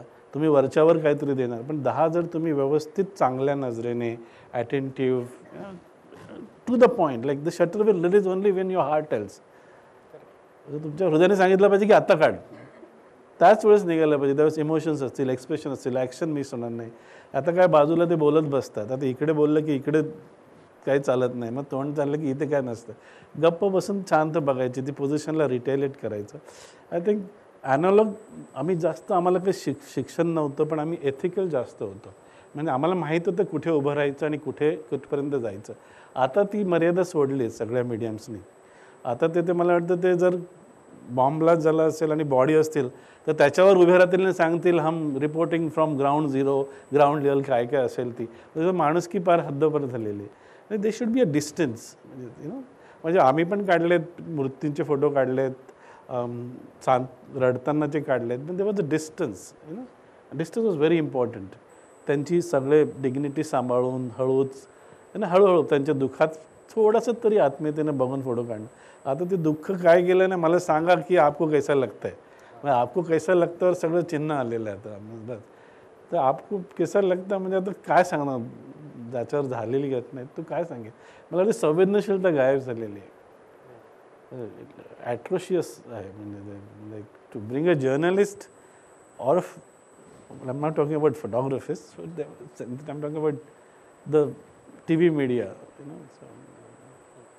जेव्हा 24 तास झाले सगळे न्यूज चॅनल, तेव्हा सांगितलं ना, आपलं 7च्या बातम्या ऐकल्यावर किती आनंद व्हायचा आपल्याला. तेवढ्याच्यापेक्षा जास्त गरजच नसायची बातम्यांची. 7ला प्रदीप भिडू असं किंवा त्या काय देश, त्या तेवढ्या 7 ते 35, 7 ते 25 मिनिटाला मला वाटतं संपायच्या. त्या 30 पण नसायच्या. 24-25 मिनिटाला लगेच दूरदर्शन जायचं आणि बातम्या संपल्या, आजच्या बातम्या संपल्या. That was enough for us. आता 24/7 इट इज देअर. की काय झालं म्हणजे समजा आता पुण्यामध्ये पाऊस पडला आणि पूर आला तर ते असे सांगतील की पुणे पाण्याखाली डुबलं आहे. म्हणजे तुम्ही घराची हिंमतच होणार नाही तुमच्या घराच्या बाहेर जायची. आणि somewhere you have to stop this. Too much of information. हे सगळं काम करत असताना भारत सरकारने रेकग्निशन म्हणून पद्मश्री जेव्हा तुम्हाला डिक्लेअर केला, तेव्हाची तुमची भावना काय होती किंवा तुम्ही त्या पुरस्काराकडे कसं पाहता किंवा तो प्रसंग काय होता त्याच्याबद्दल ऐकायला आवडेल. मला एक फार कौतुक वाटतं म्हणजे त्याचं की मला त्यांनी दिलं. म्हणजे एकतर मी कुठे ॲप्लिकेशन केलं नव्हतं, माझं नाव कोणी रेकमेंड केलं नव्हतं. मी एकदम साधारण छायाचित्रकार, वर्तमानपत्रात काम केलेला आणि काम जे करतो ते शासनाच्या विरुद्ध आहे. म्हणजे पोलीसच्या विरुद्ध आहे, ज्युडिशियरच्या बद्दल आहे, सगळं विरुद्ध काम आहे. पण मी खरं आहे, म्हणजे खोटं नाही आहे. बस एवढं त्याच्यामध्ये आहे की what I am showing is a truth. I am not saying that there is a manipulation or something. There is a truth. आणि त्या ट्रूथला त्यांनी ॲक्सेप्ट करून दिली. त्यामुळे म्हणजे आय डोंट नो, बट मी फार आनंद झाला. आणि तो किस्सा सांगतो. म्हणजे ज्यावेळेस फोन आला तर आमच्या घरी बायकोने उचललं तर ते म्हणाले की मिनिस्ट्री ऑफ फंड फोन करतो पद्मश्री देण्याचं. म्हणजे ते कभी आना है हमको, आज ही आना है क्या, वो तो नहीं है. तर मग त्याने मला सांगितलं की घर में नाही आहे. तर मी सांगितलं की कोणाला सांगू नको, चुकीने नाव वगैरे येईल, दुसऱ्या दिवशी खोटं सांगशील मला आत्महत्या करावी लागेल की खोटं सांगितलेलं पद्मश्री मिळालं. आम्ही जोपर्यंत छापून आलं नाही तोपर्यंत आम्ही कोणाला सांगितलंच नाही की मला मिळाले म्हणून. म्हणजे एवढा शॉक होता तो की because out of blue it's coming to you and you have been recognised by your work by president of India. And I think it was unbelievable. अँड त्यांचं करेज जास्त होतं मला देण्यामध्ये. तर मला वाटतं it was very proud moment because you somewhere as an artist you have been received what you're doing. So I'm not saying that one photo will not change anything, but you have to keep doing all the time. So photography promotion trust 2005ला सुरू झालं. तर त्याच्या कामाबद्दल थोडंसं सांगा आम्हाला की त्याची साधारण तुमची तत्व काय आहेत आणि कुठल्या तत्वानी तिथे काम चालतं, कसं काम चालतं आणि साधारण त्याच्यातून कुठल्या कुठल्या सामाजिक प्रश्नांवरती आजपर्यंत काम झालं आहे? मी ज्यावेळेस मला नॅशनल जिओग्राफीचं अवॉर्ड मिळालं होतं, मी पहिल्यांदा अमेरिकेला गेलेलो आणि नॅशनल जिओग्राफीमध्ये आम्हाला शिकवत होते. तर त्यावेळेस मी बघितलं की तिकडे जे फोटोग्राफर आहेत 30 वर्ष 40 वर्ष जे काम करतात आणि ते जाऊन शाळेमध्ये मुलांना फोटो दाखवतात. हे मला माहिती झालं की 30 वर्षाचा 40 वर्षाचा अनुभव नॅशनल जिओग्राफीचे फोटोग्राफर ते वर्गात जातात, शाळेत जातात आणि 20 मिनिटात सगळा अनुभव सांगतात. आणि मला ते प्रचंड ती आयडिया आवडली की 20 वर्षाचा तो एक फोटोग्राफर आहेत, ते 100 देश फिरतात जिथे युद्ध सुरू असतं. ते युद्धाचे फोटो काढत नाहीत, ते फोटो काढतात सामान्य जेवणाचे. त्यांचं काम बघितलं की युद्ध तिकडे सुरू आहे पण जेवण इकडे सुरू आहे. आणि त्यांची मोठी शाळा आहे अफगाणिस्तानमध्ये फोटोग्राफीची, महिलांना शिकवतात मुस्लिम देशामध्ये. नंतर शाहिदुल आलम म्हणून बांगलादेशचे फोटोग्राफर आहेत. आणि ह्यांनी बघितलं की हे किती सामाजिक विषय घेऊन काम करतात. फोटोग्राफी अजूनही आपल्याकडे फोटोग्राफी अशी सगळे करू शकत नाही, अजूनही लक्झरीच आहे. म्हणजे I can't afford a camera, many family can't afford the camera. तर मी तिथे समजलं मला की असं काहीतरी करायला पाहिजे. आणि त्यावेळेस कोणतीच संस्था 2005मध्ये आम्ही ज्यावेळेस केली आणि फोटोग्राफी प्रमोशन म्हणजे फक्त मार्जिनलाइज लोकांना फोटोग्राफी शिकवायची आणि त्यांनी स्वतःचे इश्यू बघून त्यांनीच स्वतःचं दाखवत. आपण काय होतं की आपण दुसऱ्या कम्युनिटीमध्ये जातो आणि आपण दुसरी नजर असते, आपली बघण्याची दृष्टी वेगळी असते, आपण वेगळ्या आपण वी गो टू प्रिज्युडिस माइंड. तर तिथे तो ब्रेक करायचा होता की त्यांनी त्यांची स्वतःची गोष्ट आम्हाला सांगावी. जे आपण काय करतो की एक जो मोठा समाज आहे किंवा इस्टॅब्लिश्ड आहे तेच लोक स्टोरी सांगतात, मग त्या स्टोरीमध्ये भरपूर उणिवा असू शकतात. तर जर यांनी स्वतःची जर स्टोरी सांगितली, आपल्या स्वतःच्या जर जे प्रॉब्लेम्स आहेत ते जर दाखवलं तर मला वाटतं वेगळ्या नजरेने ते येतील जास्त. आणि तिथे आम्ही यंग फोटोग्राफरसाठी आणि यूथसाठी फ्री फोटोग्राफी क्लासेस सुरू केले आणि पूर्ण भारतात आता फोटोग्राफीचे क्लासेस करतो गेवगेव 15 वर्षापासून. आणि फार चांगलं म्हणजे फार अमेझिंग रिझल्ट असतात फोटोग्राफीच्या. बिकॉज मुलं जे काम करतात किंवा जे यूथ जे काम करतात ते अनबिलिव्हेबल करतात. जस्ट चान्स ऑफ ॲक्सेस, म्हणजे त्यांना जर ते ॲक्सेस असलं किंवा माहिती असलं तर किती ब्रिलियंट काम होऊ शकतं. आम्ही तेच टॅप केलं की इथे कोणालाही जर चान्स मिळाला तर कोणीही चांगलं काम करू शकतं. To give them a chance की you can do photography and to inspire them to look at social issues, की तुमच्या आजूबाजूचे बघा, त्याच्यावर बोला. आम्ही एक राजस्थानमध्ये वर्कशॉप केला होता आणि आम्ही हात पकडायला सांगितलं मुलींचा. तर संध्याकाळी आम्हाला सांगितलं की तुम्ही वर्कशॉप नाही करायचा. म्हटलं का? ते म्हणाले की आता मुलींना वेगळं करा किंवा मुलांना वेगळं. म्हटलं आम्ही असं नाही करणार, आम्ही करणार तर एकत्र. मग आपण जेंडरबद्दल कशाला बोलतो? मग त्यांनी शेवटी परमिशन दिली आम्हाला हँड. आणि त्याच वर्कशॉपमध्ये एक मुलगा हिंदूच्या घरी जातो, एक मुसलमानच्या घरी जातो आणि सांगतो की सर हम कभी हमारे अब्दुल चाचा के घर गए नहीं थे. कुठेतरी स्टार्ट दॅट डायलॉग.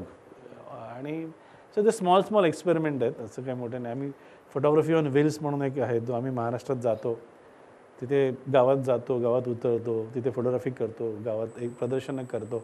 त्यांना जहांगीरला जायची गरज नाही आहे प्रदर्शन बघायला. आम्ही त्यांच्या घरी जाऊन त्यांच्या गावात त्यांच्या परिसरात आम्ही एक्झिबिशन लावतो, तिथे त्यांची फोटोग्राफी करतो.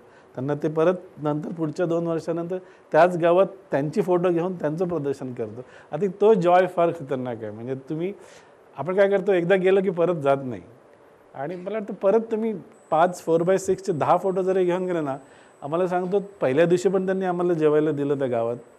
कोकणातलं फार छोटं गाव आहे, समुद्रकिनारा आहे, फक्त स्त्रिया त्या गावात राहतात कारण की पुरुष पूर्ण मासेमारीसाठी मुंबईपर्यंत जातो. आम्हाला जेवण, राहण्याची सोय सगळं करतात, काही करायचं. फक्त आम्ही ते प्रदर्शन घेऊन गेलो त्यानंतर तर आमची अशी मैत्री झाली की तुम्ही केव्हा येणार आहे असं विचारतात. तर मला वाटतं I think you have to as an artist you have to keep reaching people to go back. आणि तेच PPT आहे की शेअर. आम्ही शिकवणं हा शब्द नाही वापरत, we share. It's not teaching, so we share whatever आणि तेव्हा ते प्रचंड. म्हणजे तुम्ही गावात जा, मी खरंच सांगतो तुम्हाला, तुम्ही गावात जा, कोणाच्या घरात जा आणि हळूहळू त्याचं steps you will enter unbelievable world. सगळं ओपन होतं तुमच्यासाठी, बेडरूम पण ओपन होते, सगळं म्हणजे सगळं. पण यू हॅव टू, तुम्हाला स्वतःबद्दल ते तोडावं लागेल. म्हणजे आपण काय म्हणतो, मी मी असा आहे, मी कशाला जाणार, मी कोण आहे, मी मोठा आहे. मी आलं वाटतं ते मी मोठा आहे तोडलं तर you can enter. And that what we do that we are all equal. शेवटच्या काही 1-2 प्रश्नांकडे आपण येऊयात.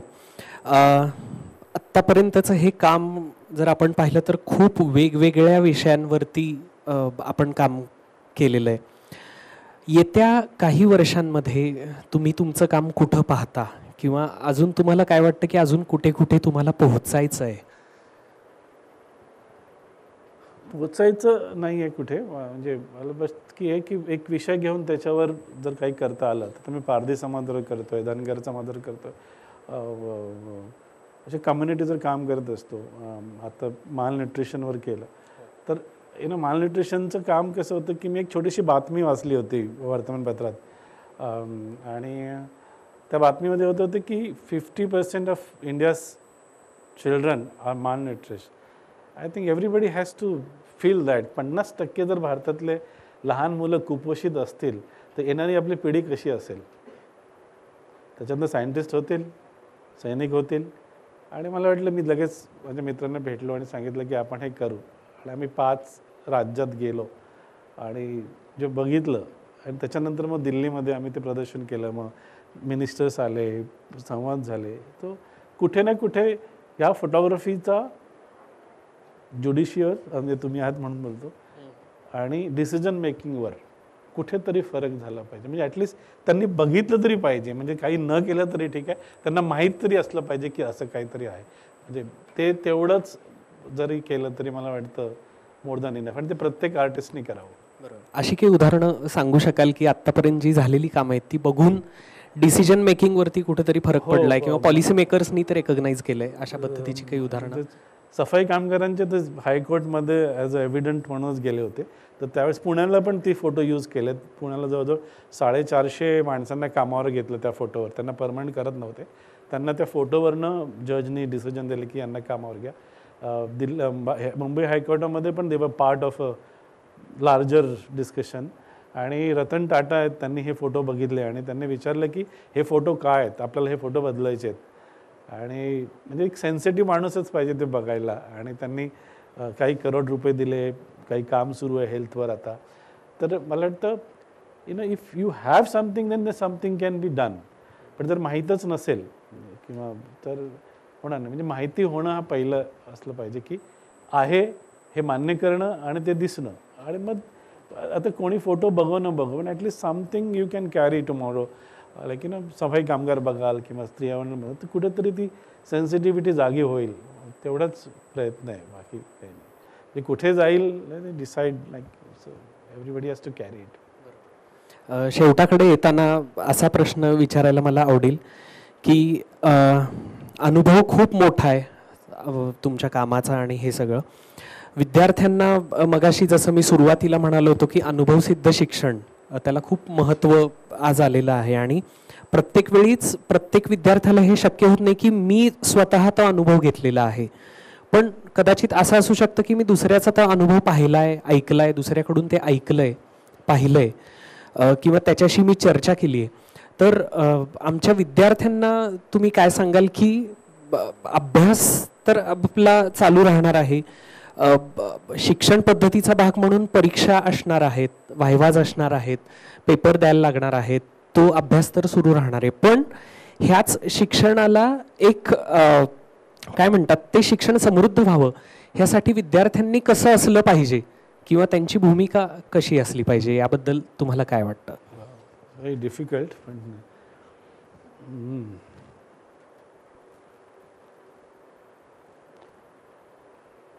मला वाटतं सामाजिक भान असणं फार महत्त्वाचं आहे की तुमच्या आजूबाजूला काय चाललंय हे फार महत्त्वाचं आहे. आणि त्याच्यावर तुमचं किती प्रमाणात लक्ष आहे, म्हणजे तुम्हाला किती माहीत आहे. आपण ऑलमोस्ट सगळेजण काही माहीत नसताना जास्त बोलतो. तर मला वाटतं ते फार महत्त्वाचं आहे की तुम्हाला माहीत असलं पाहिजे. सेकंड, तुम्ही लोकांना भेटलं पाहिजे, भरपूर लोकांना म्हणजे. आणि तिसरं, प्रवास केला पाहिजे. प्रवासात तुम्हाला समजतं नाही, प्रवास म्हणजे इटली वगैरे नाही म्हणजे सांगतो. आणि दिल्ली पण नाही किंवा 4 महिन्यात नाही किंवा हे गावात जा, एक रात्र राहा, 2 रात्र राहा, 7 दिवस राहा आणि ऐका. I think it will change your perception. So you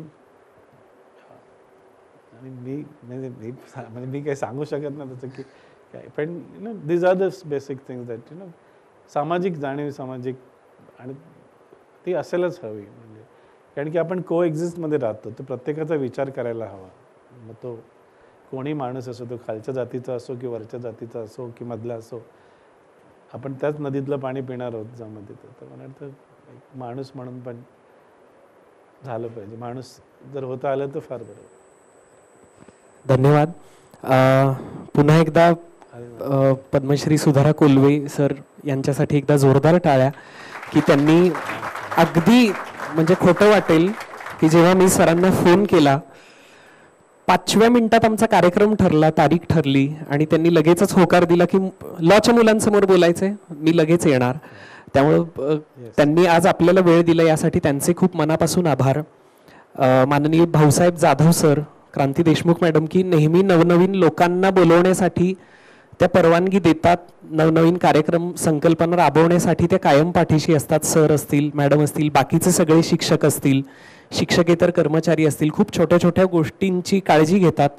विद्यार्थी स्वयंसेवक असतील, की सगळ्या मुलांनी खूप चांगल्या पद्धतीने काम केलं आणि हा कार्यक्रम यशस्वी करण्यासाठी खूप महत्त्वाचं योगदान दिलं. त्यामुळे पुन्हा एकदा सर तुमचे मनापासून आभार. आणि वेगवेगळ्या प्रसंगातून आणि वेगवेगळ्या गोष्टींमधून आमच्याकडून जर कधी काही मदत लागली, आमच्या विद्यार्थ्यांचं जर काही योगदान देण्यासाठी आमच्या विद्यार्थ्यांना जर तुम्ही सहभागी करून घेतलं तर आम्हालाही त्यात आनंद आहे. आमच्या महाविद्यालयाकडून कधीही काही जर मदत लागली तर आम्ही कायम त्यासाठी तयार असू. ओके. त्यामुळं मुलांचे जर काही प्रश्न असतील तर 1-2 प्रश्न आपण ते घेऊयात. अदरवाईज हां, 1च मिनटं तिला. सर, ज्यावेळेस तुम्ही फोटोज आणि स्टोरीज लोकांसमोर सोसायटीमध्ये पोर्ट्रे करता, त्यावेळेस काही NGOs किंवा काही लोक असे मदतीला पुढे येतात का की ते त्यांना सपोर्ट करतील? किंवा नाही, प्रत्येक ठिकाणी आहे, सिस्टम आहेत. म्हणजे काही संस्था आहेत, ज्या वनंगणा म्हणून जी संस्था आहे जी UP-मध्ये आहे, ती प्रचंड काम करते. तिथेच खबर लहरिया म्हणून तुम्ही ऐकले, खबर लहरिया हा रूरल वर्तमानपत्र आहे, तिकडे त्यांनी महिलांनीच सुरू केलेलं आहे. तर त्या एरियामध्ये सुरू झालेलं आहे. तर संस्था आहेत, काम करत आहेत, सिस्टमशी मान्य करतात, लॉयर पण आहेत. पण म्हणजे असं, पण it's taking too much of a long time, so justice denied is justice delayed. So that is perfectly happening at every cases you see or here. तर असं नाही की कोणी, म्हणजे there always people come to help. Thank you sir. हां, या सर्व चित्रांमध्ये, या सर्व फोटोजमध्ये तुमचा सर्वात फेवरेट कोणता आहे आणि का? म्हणजे ज्याच्यामध्ये आपण असं म्हणू शकतो की, किंवा मग असा एखादा फोटो की ज्याच्यामध्ये जी फ्रेम आहे ती मिनिएचर ऑफ इंडिया आपण म्हणू शकू.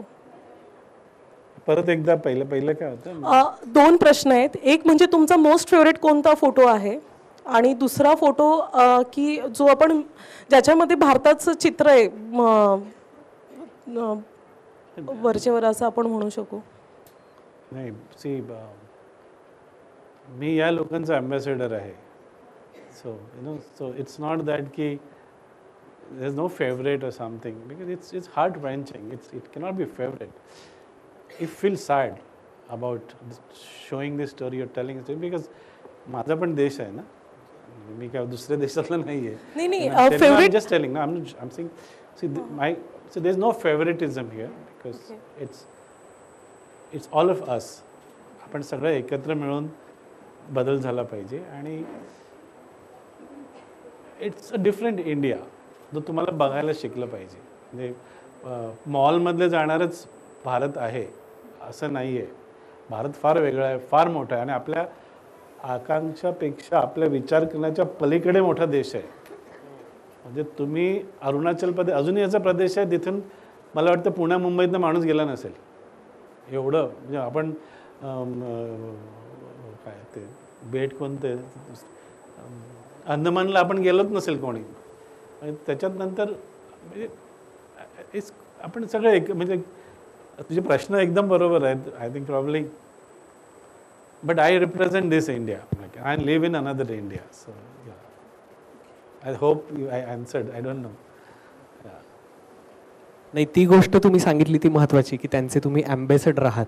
मला वाटतं की अँबॅसेडर ऑफ ह्युमॅनिटी असं म्हणायला हरकत नाही की जे प्रश्न त्यांनी उभे केलेत त्यांच्या कामातून तर ते खरोखर वाखाणण्याजोगे. अजून कोणाचे काही प्रश्न आहेत? काय झालं? हो, ओके. हां, हॅलो. मला मराठी जास्त येत नाही तर मी हिंदीत सांगेल, इंग्लिश सांगेल. चालेल? हो हो. While doing photography and after knowing about all those people, their experience, so what at that time, what change you think that we as a society, as a people of society, and what environment we should, like what change we can do for our environment and the people at large? Yeah, very good. You know, that was exactly the thought when Pratik sir called me. You know, I came to this college prior of, I'm like too busy to travel and all, but to meet all of you, to show this, that even one of you, if you stand with the people, will make a difference. So whatever today's your university is doing, or Deshmukh madam is doing, or Pratik has invited me, is enough. One of your lawyer stands with the people who doesn't have a voice, will make a difference. One of you, I'm not saying all, only one of you stand with the people who needs support, who needs to be heard, and you should be the voice of that. That's the reason, you know, this is not a great work, I don't see what I'm doing or something. I'm just sharing these stories, very small stories of a people who doesn't matter for anybody. Yes. I'm sharing those stories with you to make sure that they are also a brother and sister, they are not outsiders, they are also Indian. So if you make that difference, I think विद्यापीठाचं शिवाजी विद्यापीठ आणि सगळ्यांचं ज्यांनी बोलवलं त्याचं I think you understand what I am saying. I hope everybody agrees that. मग students. नमस्ते sir. माझा एक प्रश्न आहे की तुम्ही हे सगळं करत होतात, हे करत असताना शासन असेल, प्रशासन असेल, यंत्रणा असेल, हे करत असताना तुमच्यावर दबाव आला का? कारण महत्त्वाचा विषय असा होता की तुम्ही खऱ्या भारताचं चित्र तुम्ही जगासमोर मांडत होतात, भारतासमोर मांडत होतात, आणि असा काही जो समाज आहे तो स्वतःला म्हणजे याकडे बघायला इच्छित नाही आहे.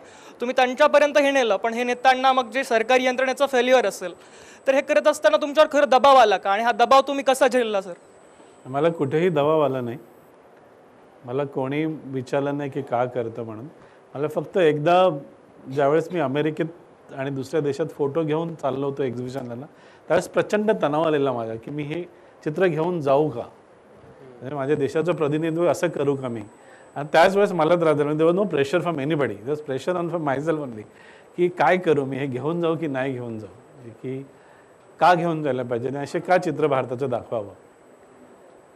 आणि मी विचार केला आणि मी सांगितलं की अरे का नाही घेऊन जायला पाहिजे. जर मी यांच्यातला एक आहे आणि यांच्यातलाच माणूस आहे तर मला माझी स्टोरी सांगायचं आणि मला अधिकार आहे कुठेही जाऊन माझी गोष्ट सांगायचं, आणि मी घेऊन गेलो. पण असं प्रशासन वगैरे येत नाही. म्हणजे मला नाही वाटत. तर see if it's a lie then they'll be many things. जर खोटं असेल तर तुम्ही पळू शकता, घाबरू शकता, तुम्हाला कोणी घाबरू शकतं. पण जर खरंच असेल तर मग तुम्हाला म्हणजे मला कोण विचारेल, मला कोण प्रश्न की मी सांगतो की या स्त्रीवर रेप झाला आहे हे मी सांगतोय, तुम्ही नाही म्हणू शकत नाही, कारण की माझ्याकडे एव्हिडन्स आहेत, पुरावे आहेत, I interview, I photographed. So you know that's the truth always prevails. So मला वाटतं तच अशामुळे त्याच्यामुळेच मला प्रवासात कुठे काही अडचण येत नाही. हां, माणसांमधनं येतं, काही लोकांना आवडत नाही, काही लोकांना वाटत नाही की हे अरे हे तर असतंच असं म्हणून निघून जातं. पण असं नाही व्हायला पाहिजे ना.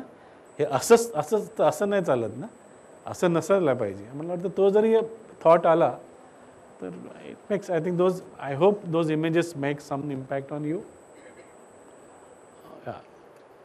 Like I could have done Katrina Kaif all my life, but I choose people who matters to me, who I feel for them. Sir नमस्कार. एकच मिनिट फक्त.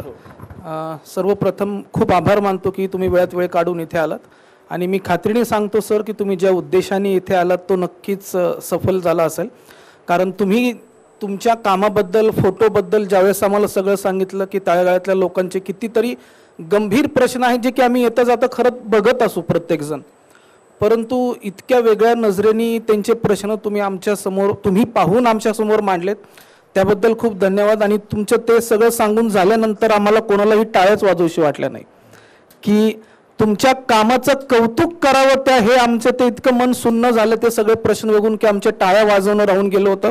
त्यामुळे ह्यांच्या कामासाठी एकदा आपण टाळ्या वाजवत की तुम्ही जे काम करत आहात त्याबद्दल परत एकदा खूप खूप आभार सर. थँक्यू. सगळ्या शिक्षकांना मी विनंती करतो की समोर या, आपण सरांसोबत एक ग्रुप फोटो आणि त्यानंतर विद्यार्थी स्वयंसेवक सगळे आपण एक ग्रुप फोटो घेऊया.